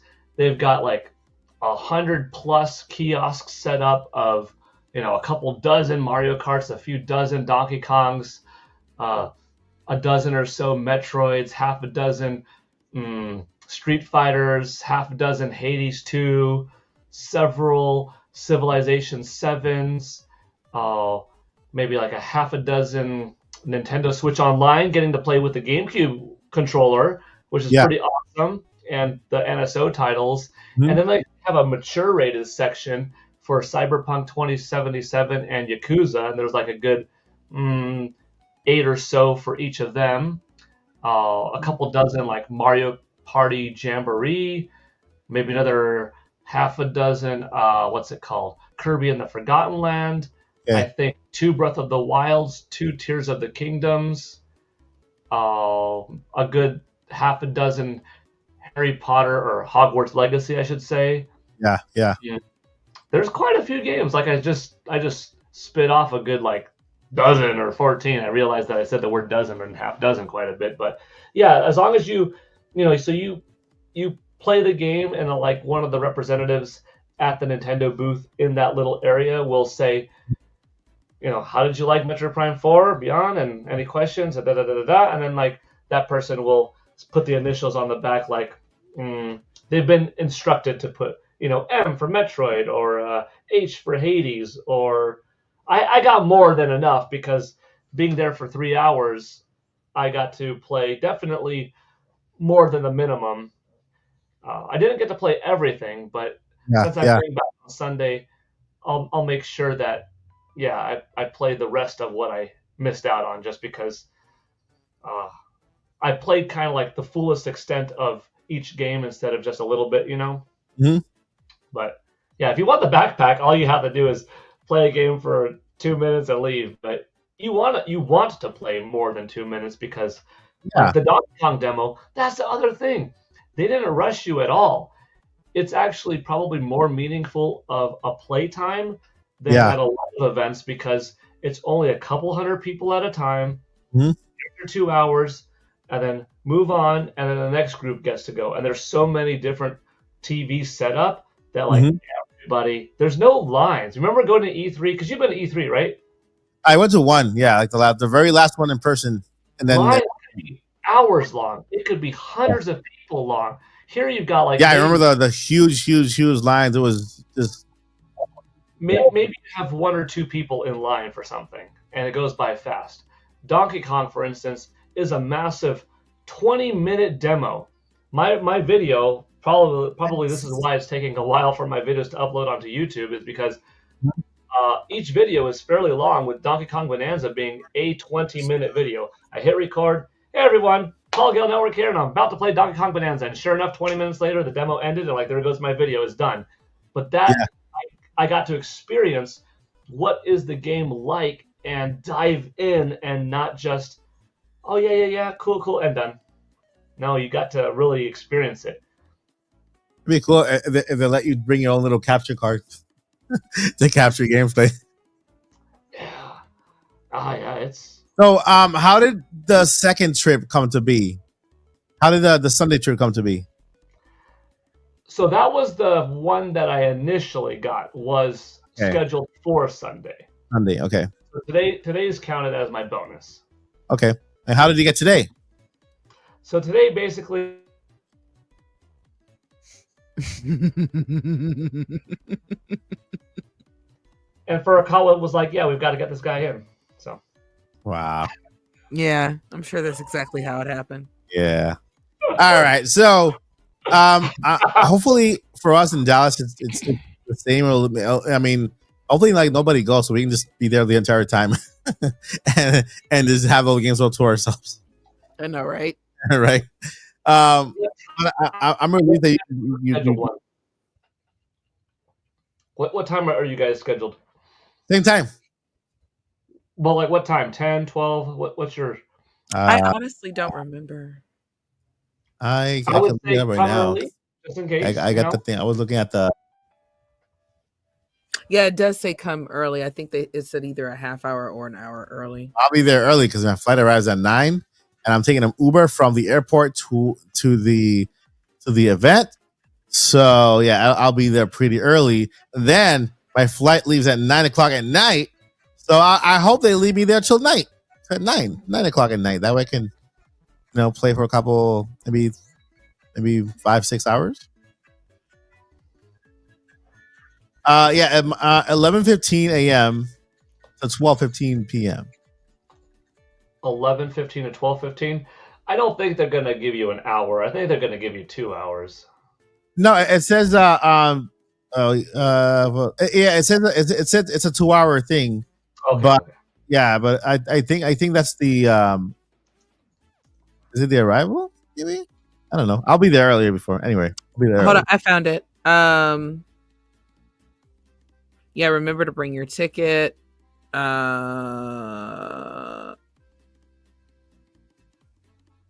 Wait, I'm trying to find the part where it says to actually get there early. We look forward to seeing you there. For all the latest event detailed information below. If you're invited, other adults, they'll need to accept terms by logging into Nintendo account. Life happens. We get it. If you guys can't make it, just press the click cancel. And I'm not going to cancel. I don't know. Oh, here it is. Don't Plan your arrival for your time to entry window. You may arrive up to 15 minutes early to check in. Late arrivals may not be able to enter the event at the discretion of Nintendo. After check-in, you may need to wait in a queue prior to the start of your gameplay experience. So did you wait in the queue, Paul? No, I walked into the check-in and then I instantly. Oh, well, I guess if you call this, I mean, you'll see. I haven't put up some of my photos or any of the photos from the event yet. Actually, no, I didn't. I will be. Now I just walked straight through to the guest services, like little check-in spot, and then I hopped in and they had this big. Hey, Josh. They had this big Nintendo Switch 2 like greeting thing where you could stand in front of and take cool photos in front of. And then I guess the little waiting room area is a non-playable section, but where you could pick up the Nintendo Switch 2, take off the Joy-Con 2, snap them back on, record shots, see the box art of the system. Ooh. Okay, so that's like an area for you to experience the system by itself and look at the physical features of the system. Yeah, that's actually, I took a video of the first time my hand touched the system. I'm like, all right, here we go. It's history in the making. He goes, I'm waiting for it. Like I felt the light, and that's not a cue. That's not a cue. That's an experience. That's an experience, man. Yeah, and actually, Mario Kart takes up quite a bit of my footage, but that's because I played it 3 times in a row. First, I gotta make a comment on this. The Joy-Con 2 in the grip actually feel really good. I feel like it's a big improvement. Maybe it's because of the size being a little bit bigger, or they changed the ergonomics just so much in the curvature of the grip itself. But, the Joy-Con now and the Joy-Con grip feel better than they did last gen.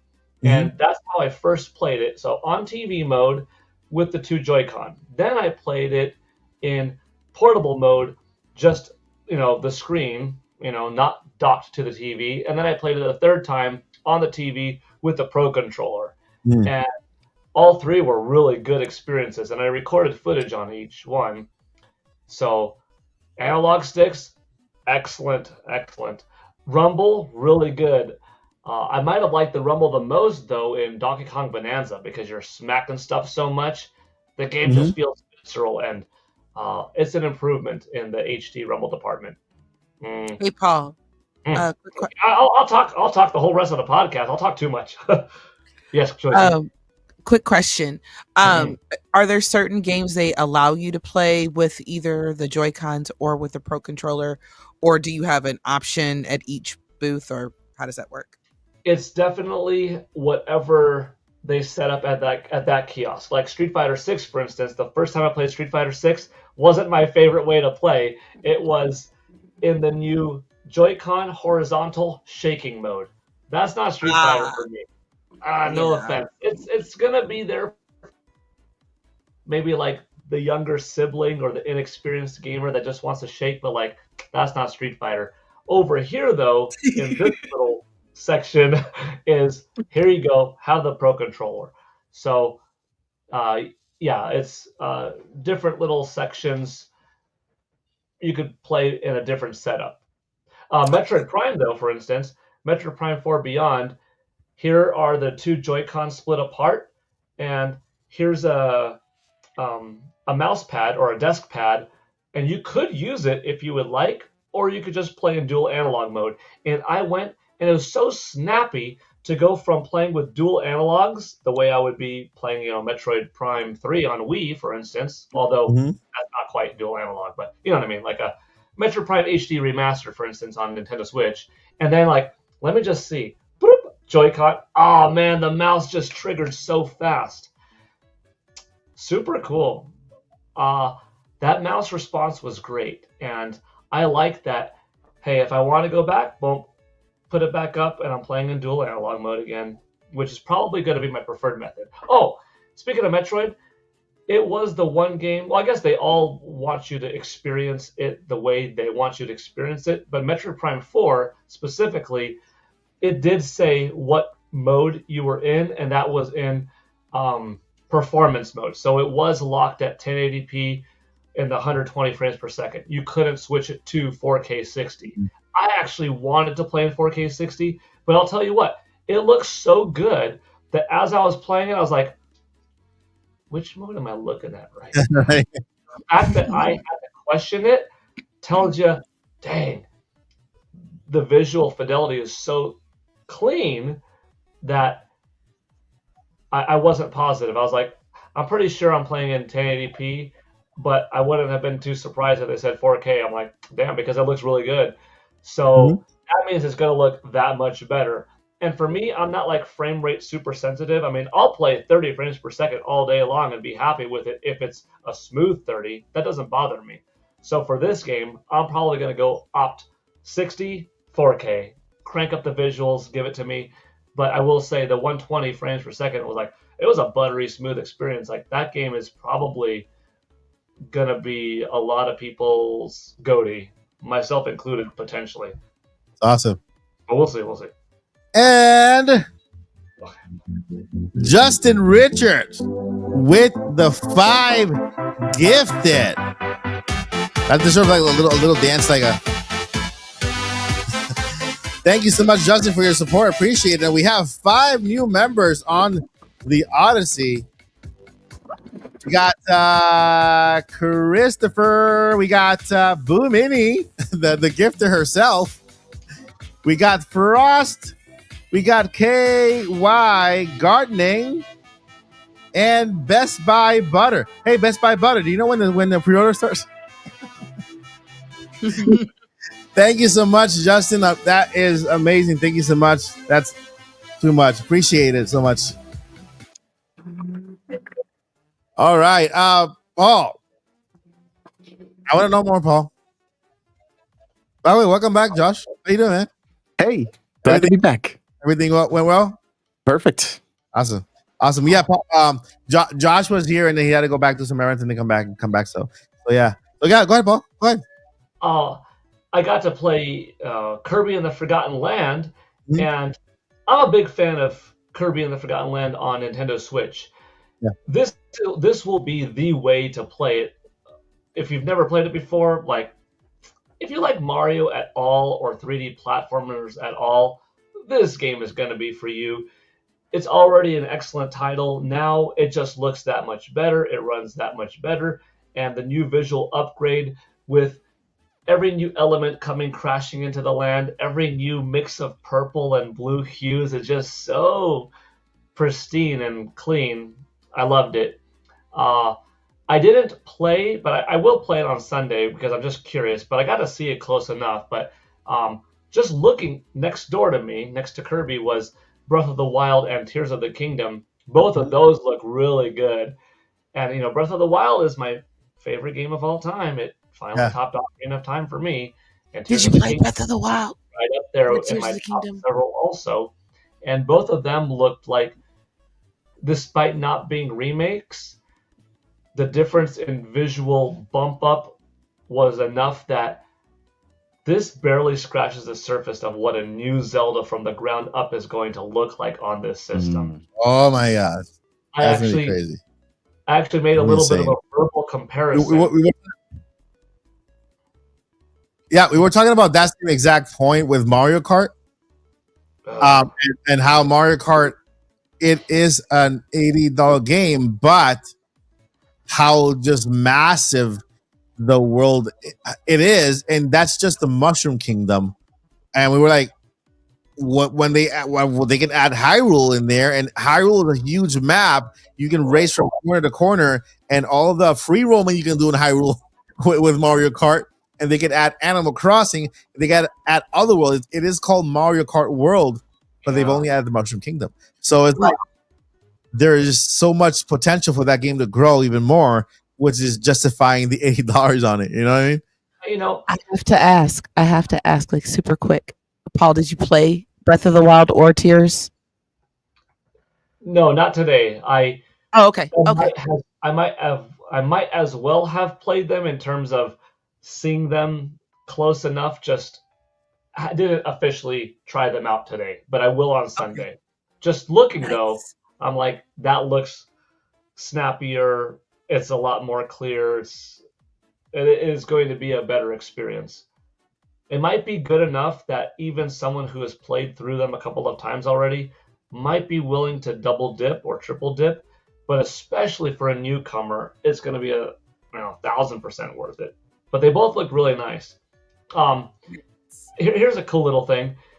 Without spoiling anything, I mean, you've seen videos online, so I guess it's not spoiling it, but one of the areas in Donkey Kong Bonanza, when you start off, is a very blue sky-oriented background, followed by, in the foreground, or preceded by, in the foreground, yellow, thatchy-like grass, weeds, right? And I was like, dang, this looks so much better than the same opening shot in Tears of the Kingdom, where you are in a blue sky-y area, brown kind of ground, and yellow, weeds and tall grass and stuff like that with the yellow trees. Just kind of similar color scheme in both games, but on significantly different hardware. And then just the raw textures and the polygon power and the oomph that the DK gave over that. And like the art style, I'm not knocking it. Like, I love the art style of Tears of the Kingdom, and that area was always a pleasure to be in because there was kind of less going on usually in those areas in terms of overall amount of enemies and stuff like that. That Nintendo really shined with it, but it just makes me realize, like, oh man, we're going to see Nintendo's artists go wild this generation more than ever before, because it's taken all of their skills and now unlocking it because they've got more horsepower, and the significant jump is the biggest that Nintendo has had in a long time in between two hardware generations. So we're going to be eating good this gen. Yeah. You know what? Like, the happiness I got, I don't even know how full Mario Kart is, but the happiness I got, I could already tell. Dude, the difference between 70 and 80, it's not going to be significant. When you have put in 300 hours into this game 2 years from now, you're not going to look back and say, man, I would have had a little more fun if I paid $10 less. No, you're going to say, this game gave me 300 hours of fun. This was awesome. And that $10 is going to be a distant memory. You're like, you know what? I ate 2 bags of chips less in the last 2 years, and that paid the difference for this $10. I went and had one less fast food. One less egg. Last 24 months, and that was my $10. Yeah, one less egg. Yeah. I mean, that's how I look at it, because it was so fun. The rubber, the bounciness in the wheels. Oh, I didn't even get into like the animations on the characters' faces, and the tracks are so much bigger, so much deeper, so much more volume all around. And they have to be, because there's 24 characters, and that means 24 items and explosions going off. There's a lot of work that went into this game. And the modes, the knockout mode or knockout tour, oh, that was crazy. Like, I had a really good time. I didn't win. It starts off like finish in the top 20 to move on. Then the top 18, 16, 14. I'm like, and then finished in the top 8, and I got 9. I'm like, there goes my time with Mario Kart. I'm done. But I was laughing. I was smiling the whole time on the edge of my seat. Who'd you race with? It's cool. Oh, so since I played 3 times, I went with Mario as my first. Any game, I got to pick Mario number 1. That's my guy. Then I picked Donkey Kong because I wanted to see his new model up close. And I felt like he had the most significant change that I owed DK my number 2. And since I got to play 3 times, my wife's favorite animal is a cow, and they had a purple motorcycle. And my wife loves purple as her favorite color, so I picked cow with the purple motorcycle as my third pairing. And it was just cute, fun. And there's a lot of different like costumes for Mario and for Peach and everybody. Like, it's cool. I It's cool. love costumes. Is that I don't know if that's cringy or corny or whatever, but I love the costumes. The cow is the star. The cow is the star of the game. Is it by far? The cow is the star of the game. And look, I was looking at the map, Paul, as we were talking about earlier, and you know, the Mushroom Kingdom, the castle's right in the middle, kind of calling this the entire Mushroom Kingdom, with Donkey Kong being part of it, right? And so that's why we're kind of like, wow, this is insane.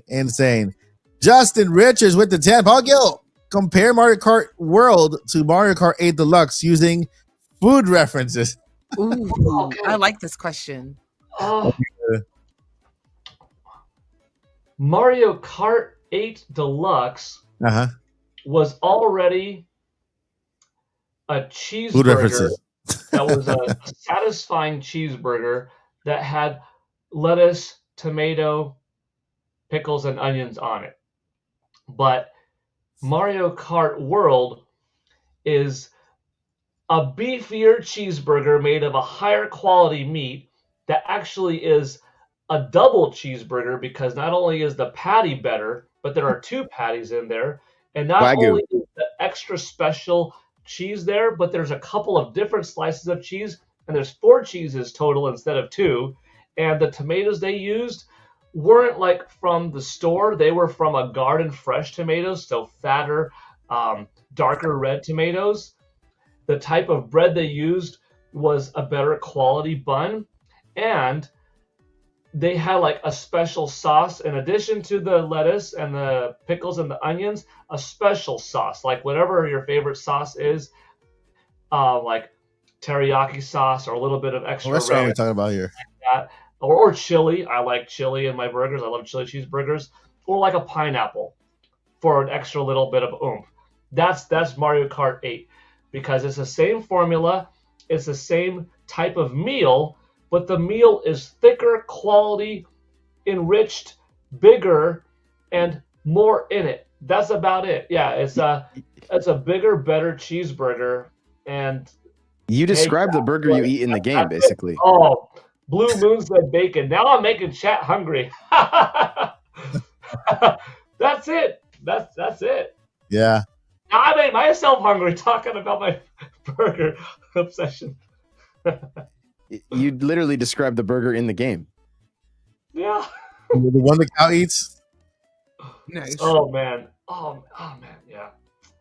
So yeah, I mean, Paul was describing like how everything is so much bigger, right? And there's so much detail everywhere else. And then we're looking at this little, we're calling it a little map because it's tiny right now, but it's huge. So imagine what Paul was describing and looking at this map and just being you a tiny little car driving this entire world. And I'm like I said, I am convinced this is just the beginning of it. This is one of the areas of the world for Mario Kart World.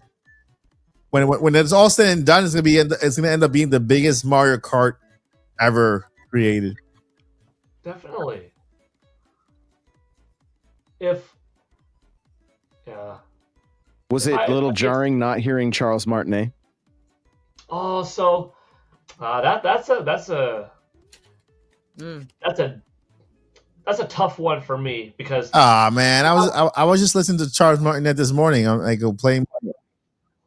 I'm a huge fan of Charles, and he's become a really great in real life friend for the last 20 years. So personally, I'm interested in his best interest, because I like him and I root for him and I want him to be happy. And, nothing is more important for him than having been Mario in this industry and to have contributed. So not hearing him anymore, it's a little bit of a personal, oh man, I wish he still had it, even though we are in a fine place now in terms of his voice. But as far as the sound goes, taking away my subjective nature of I'm rooting for Charles and I want him to have it, Kevin Afghani is doing a fine job. And even though in Super Mario Bros. Wonder you could tell a slight difference, it didn't detract from it being Mario, it sounding like Mario. It just is Mario. It wasn't that big of a departure like Chris Pratt's Mario in the movie. That didn't sound like our normal Mario. In Mario Kart World, same thing. Tiny bit of a difference, yeah, you could tell, but it's not going to make you think, this isn't Mario. No, it is. It's just, Kevin's role was to pretty much closely mimic and continue on what Charles Martinet established over the last, 31 years. I mean, he set the bar. He created the voice. Charles Martinet created the voice of Mario the way we know him now and the way we're always going to know him. Every other voice actor that comes after, even what's his name again? The Kevin Afghani. Even after him is going to be Charles's Mario. They're going to be imitating and trying to mimic because Charles created the voice. Unless if Nintendo ever wants to radically depart from it, which I don't think they would want to. Why? Like you said, Mike, that is going to be Charles's voice recreated forever. Yep. Yeah. So let's see here. I went ahead. There was trying to be funny comment in the comments. I'm not gonna call it troll. Saying pre-orders are live. I went ahead checked anyway just to make sure. No pre-orders are not live yet. Everything is still. That is just mean. That's just mean. But I mean, I'm not gonna ignore it completely. I'll check just in case so that if they really are, I can say it here, But they're not live. No, because everybody's Twitter would be on fire. Everybody's phones would be going off at the moment. Yeah, you're right. Especially if I'm signed up to Wolf. It's a new service called Wolf. It sends you a text message, a fax. It sends you an email. It sends you a telegram. It sends you they knock on your door. Do they send it by Three-Eyed Raven? Was this Ryan's business? Yeah, from Parks from The Office. Yeah, Nice. Yeah. He was. He even sent you a fax, so you get everything. You hear the printer going off. So all right. So with that, I think we're good for the Q&A, guys. What do you think? Ready for Q&A? I am. We got some questions in the chat. We got some questions.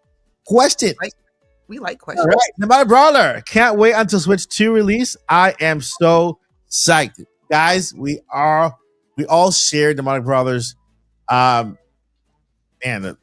Enthusiasm. My hype level after hearing Paul,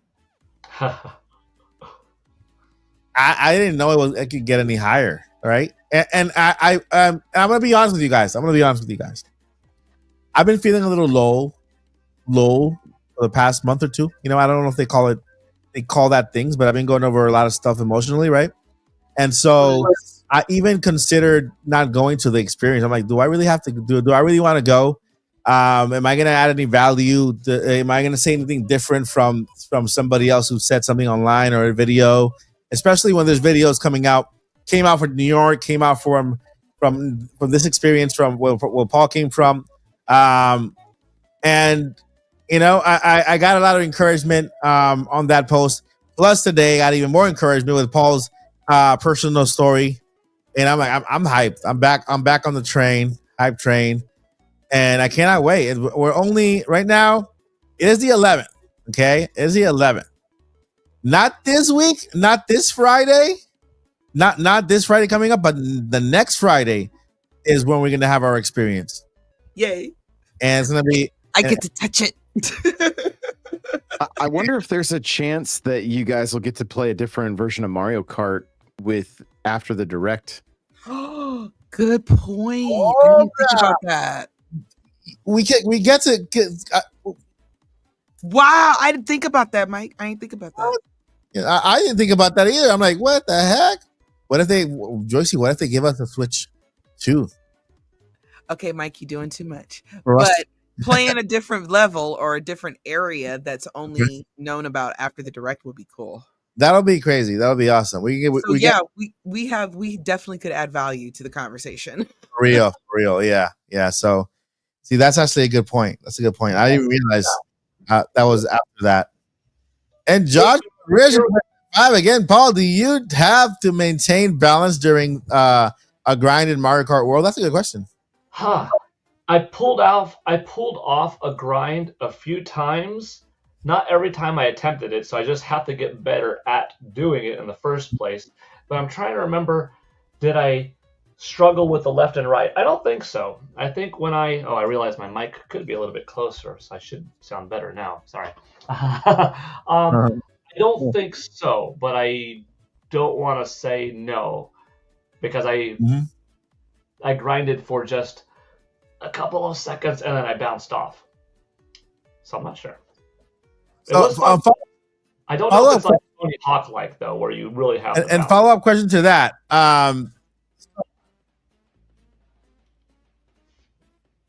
References.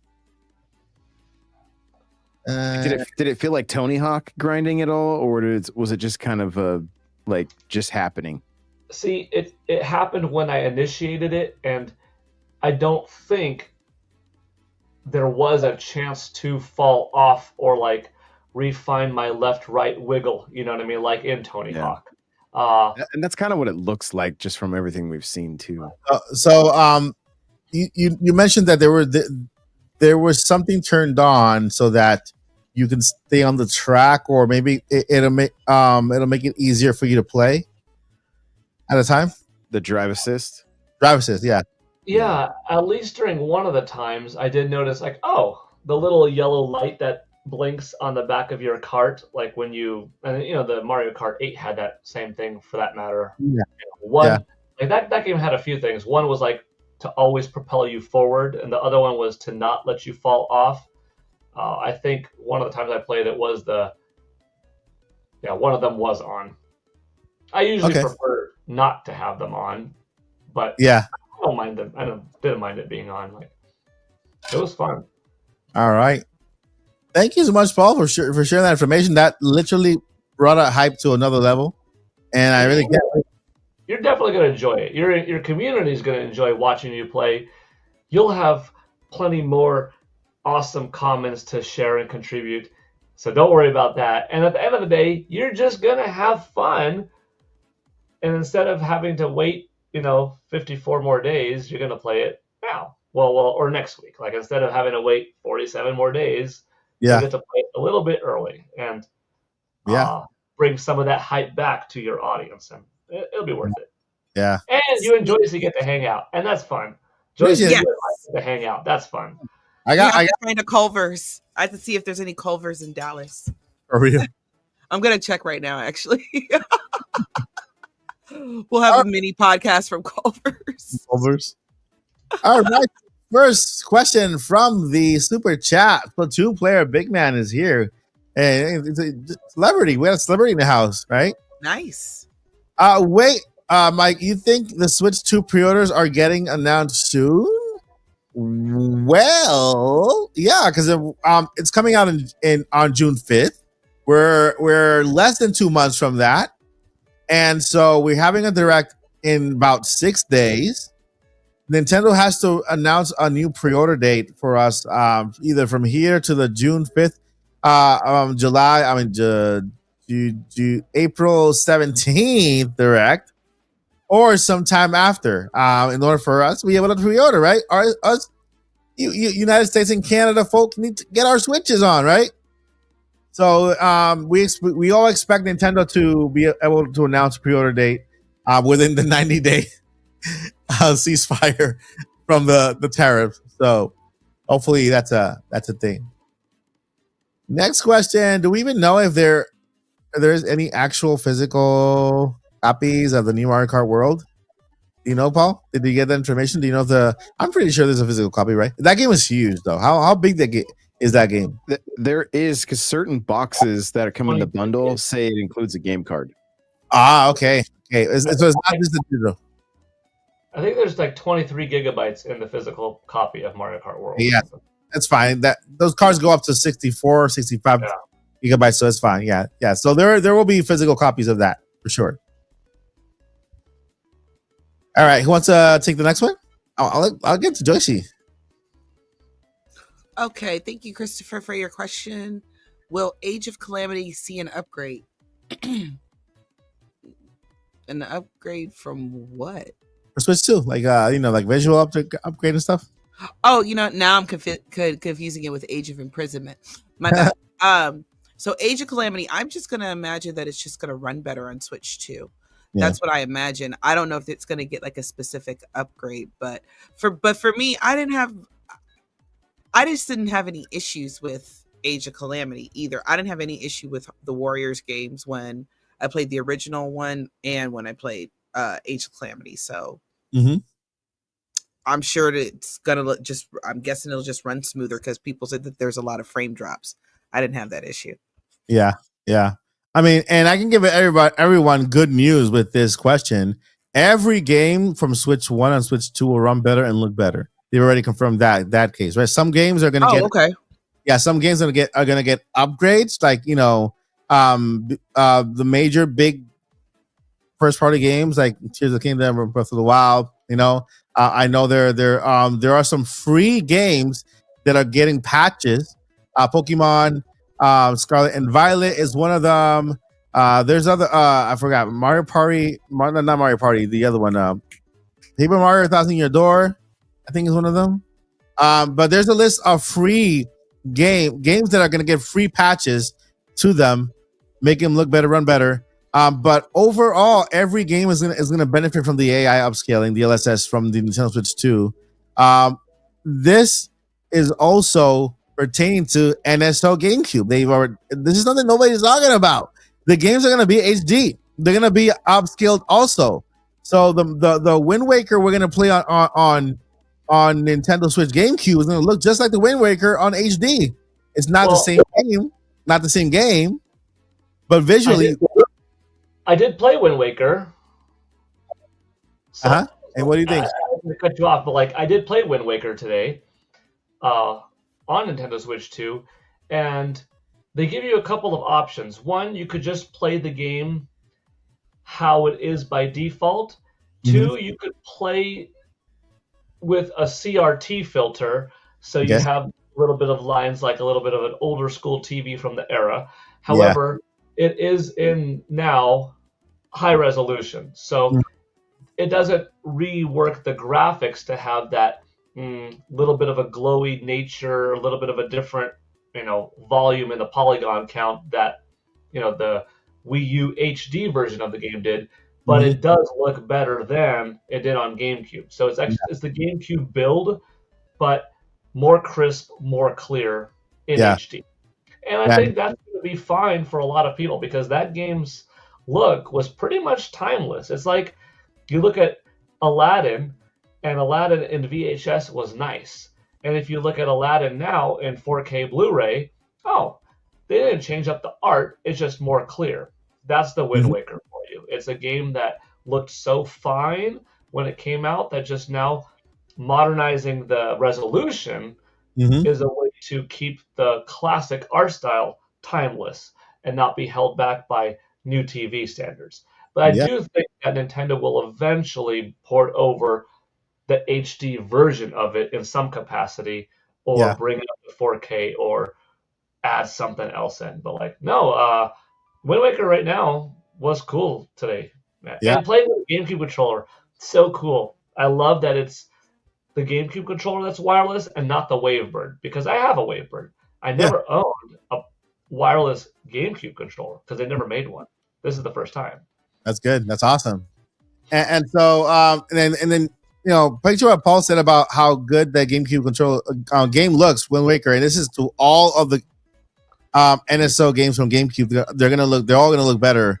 And eventually they're gonna bring in more games in there. Even I saw Pokemon Stadium right all the way at the end of the presentation towards the corner.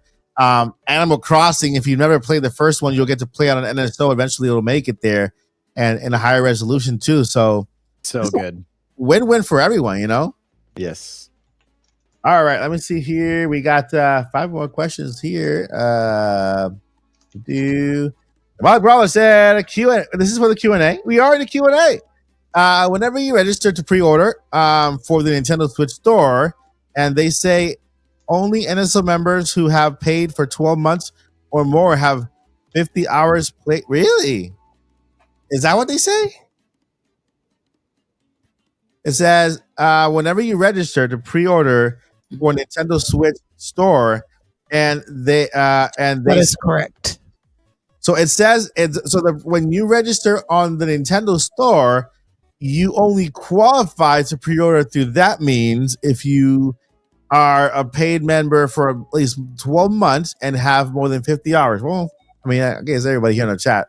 I mean, we all qualify for that pre-order. But that's also a good way to get the scalpers out of the way. You know, those new accounts, the newer accounts they create to buy more than one. You know, it has to be that one account with NSO. And yeah, that's a good call out. See here. Meaning the right stick level to stay on the grind. Okay, this is for Paul earlier.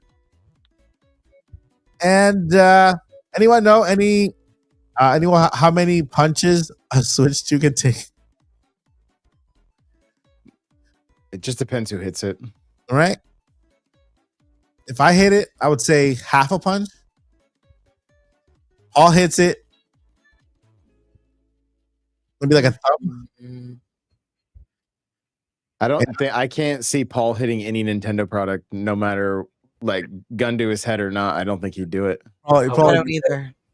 Paul rather, you know, I think his fist to a break than a Switch. Yeah. You know, bring me too much pain. And we got with running AAA games now, do you think the battery will take a bigger hit? Yeah, I'm guessing. Yeah, it's confirmed. Yeah, right now the battery time is from 2 to 4 hours, depending on the game. Right? I'm guessing they've already kind of placed this.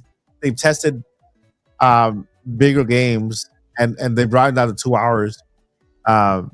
But hopefully, when you're playing those games on the go, you have maybe a battery pack or something else, you know, to help you with that. Or you're playing it on dock mode, right? I do have, by the way, an accessory that I have for Switch 2, which is a battery that goes onto the Switch, and it works for Switch 1 and Switch 2. And so I'm guessing they made that battery pack just because they knew that AAA games were going to make it, and they consume more power. So I'll release that video very soon.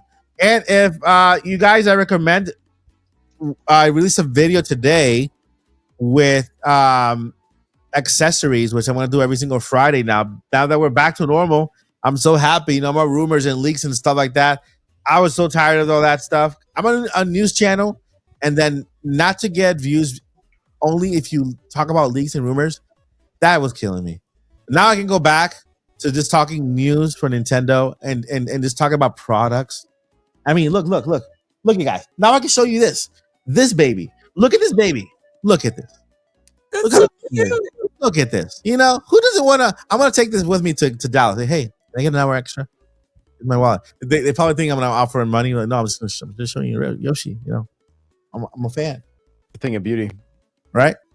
So I think that is the last question. Anybody else saw a question in that we missed?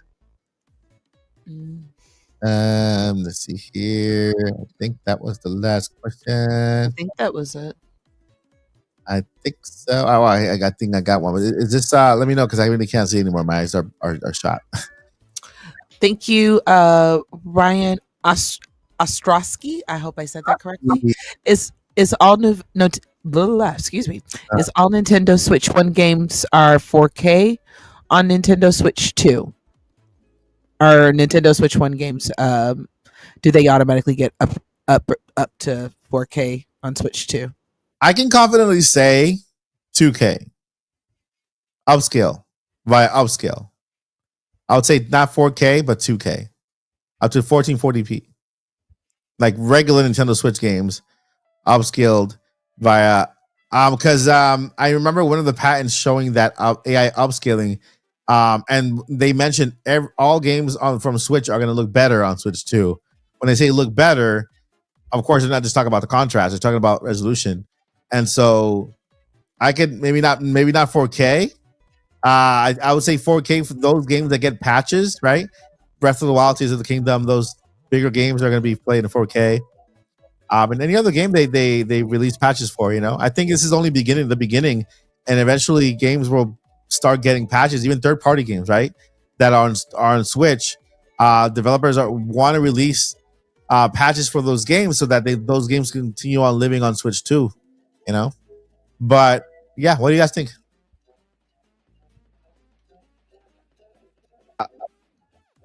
I only know what we've seen, right? As far as like the games that we were talking about earlier that have like the free upgrade path, and then obviously the ones with the paid upgrade path. I would assume, based on how technology has been throughout the years, that your Xbox would make your Xbox One would make your 360 games look better, right? Like it was. So I'm assuming everything will just at least at the very least run smoother with the extra horsepower, is my gut feeling. I wish they were. It would be nice to get a little more information from them on all this, on is there like a native upscaling that's free for everything, and then certain games are going to take advantage of the DLSS and like the performance mode and that kind of stuff. Like it would be nice to hear more from Nintendo on this topic. Yeah. So I've been running this thing called the M Classic since I heard about it. So I've always played Switch in 4K. It runs in line on your HDMI cable, and so I've literally always played in 4K, but it's just a little up converter. The upscaler, the little upscaler thing. Yeah. So officially, I found the answer for you. This is PC Mag reporting for this. It says some titles will look exactly the same but run better, okay, and others will be enhanced. So it's like the officially announced enhanced games are enhanced to be Nintendo Switch 2. That's why they say editions on them. And then all the other free updates we're gonna get. There are other updates that are free. They're gonna get those enhancements, but for free. And that's it. Yeah. So every Nintendo game on Switch 2 will look the same, but run better. And those games that Nintendo already announced so far, with Switch 2 editions or enhanced, will get upgraded resolution. Source: PCMag.com/news/how to do Switch 1 game /automatically/look -on -. Okay, I'm gonna read that thing. Nice, the SEO lesson. Yeah. All right. So, any other questions? I see one that just came in. Okay. From Cryptic. Cryptic. Is this last one right here? Yeah. Want to go ahead and read it? Sure, no problem. It says, do you think games like Smash or AC are going to get a Switch 2 edition game with extra content, or should we expect new entries? That's a good question. That's a really good question. Yeah. I feel like Animal Crossing in particular could get the treatment. Depending on how, what the development cycle's been like for the new one, for the new game. Yeah. Smash is a bit of a conundrum because I don't think, I know for me personally, as an avid Smash player, I don't care about it necessarily running better. I need the online to run better. Yeah. I want rollback and like better networking so that the game just plays better in that regard. So personally, I hope it doesn't get a Switch 2 edition unless it includes an entirely different online, but I don't know that would work out because it wouldn't necessarily be cross play with the older copies of that game if they did that. So it's a really good question. Again, Animal Crossing, make the island, double the size of the island, and let more villagers move in, add some more content, and make the game. I mean, I literally I used to tour people's islands, and like there were islands with so many fish in like fish tanks everywhere that it would just chug. The whole game would just chug. It was remember insane. Yeah. It was. I would do Animal Crossing cribs, is what I would call it. We would just go and do island tours all the time. So, a free patch for Smash. Let's do it. Like whatever.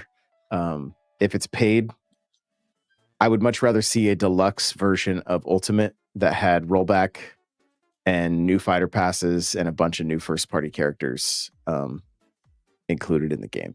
That's just my personal preference, though. Yeah, and so just to confirm, some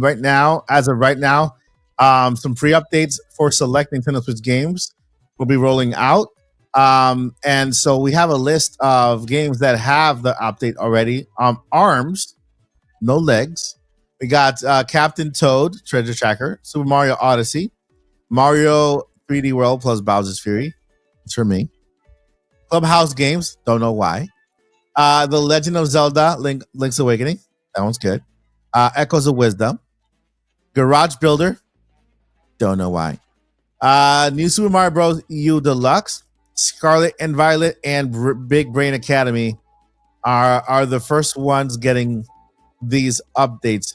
Improve playability and visual. So I mean, at least those are getting those little free updates there for those. That's Animal Crossing, I want a brand new game, completely brand new game. I don't know what they're gonna go next. Animal Crossing Worlds. This is just like Mario Kart. If you let me talk about Animal Crossing, we'll do another podcast because I want them to add a shop where you can buy and trade your stuff, and you can list your the stuff that you collect. You have duplicates of, so you can trade them or whatever, right? Yeah. Instead of having to go to eBay and try to find it, But yeah, we'll talk about that another day. And that is the last question. Thank you so much, Scripted, for that question. Do you have another one? I want to throw this out just I'll throw it out for Wonder. For Wonder, for Mario Wonder. I'm hoping that they do a Switch 2 version around the 40th anniversary of Super Mario Brothers, and they make the entire first Super Mario Brothers game, have it done in Wonder. That'd be awesome. Just to have like Wonder seeds pop up and but then see it looking totally modern, but being able to revisit that, I think would be a lot of fun. Yeah, that'd be awesome. That'll be awesome. I there is a new trademark for Super Mario Brothers, so other than the one that exists for NES, so who knows? All right, we got a super chat here from Justin Richards. Thank you for the super chat. Do you think pre-ordering at GameStop is a bad idea? In person, no. If you pre-order in person, it's a great idea because you don't have to give all your money up in front. You just have to give a down payment and then come back and you can pay over time if you want to do that. Online, just like anything, there's always a risk of delays and stuff like that. There's also so far all the pre-order links are on the website. I really can't recommend based on experience. Paul, do you have experience? Anybody in the chat have experience pre-ordering online with any stores and had any great success that you want to recommend? I've pre-ordered online before. No problems. Yeah. I got my collector's edition, like my Street Fighter 6 collector's edition was from GameStop, and that came to the house no problem.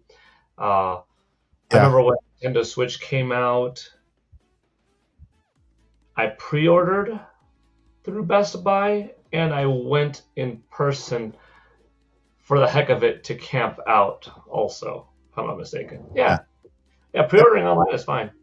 But you asked specifically about GameStop, and GameStop, some people have not had the best experience, but then again, that goes with any store, anywhere, any food restaurant. But for me, GameStop specifically, I've never had any issues. Yeah. Probably the biggest concern is them shutting their door, like closing their doors before the release, just because they seem to be. We know a lot of stores have been closing as of recent, so it's just. They just opened one of my near me. Yeah, I mean.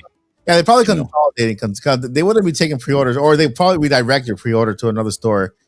More than likely, yeah. Yeah. All right, Boom Mini with Super Chat. Oh, Paul, Gail, Natwer, how was the OOT remake? The world needs to know. Okay, so behind closed doors, Nintendo did have one game, and it was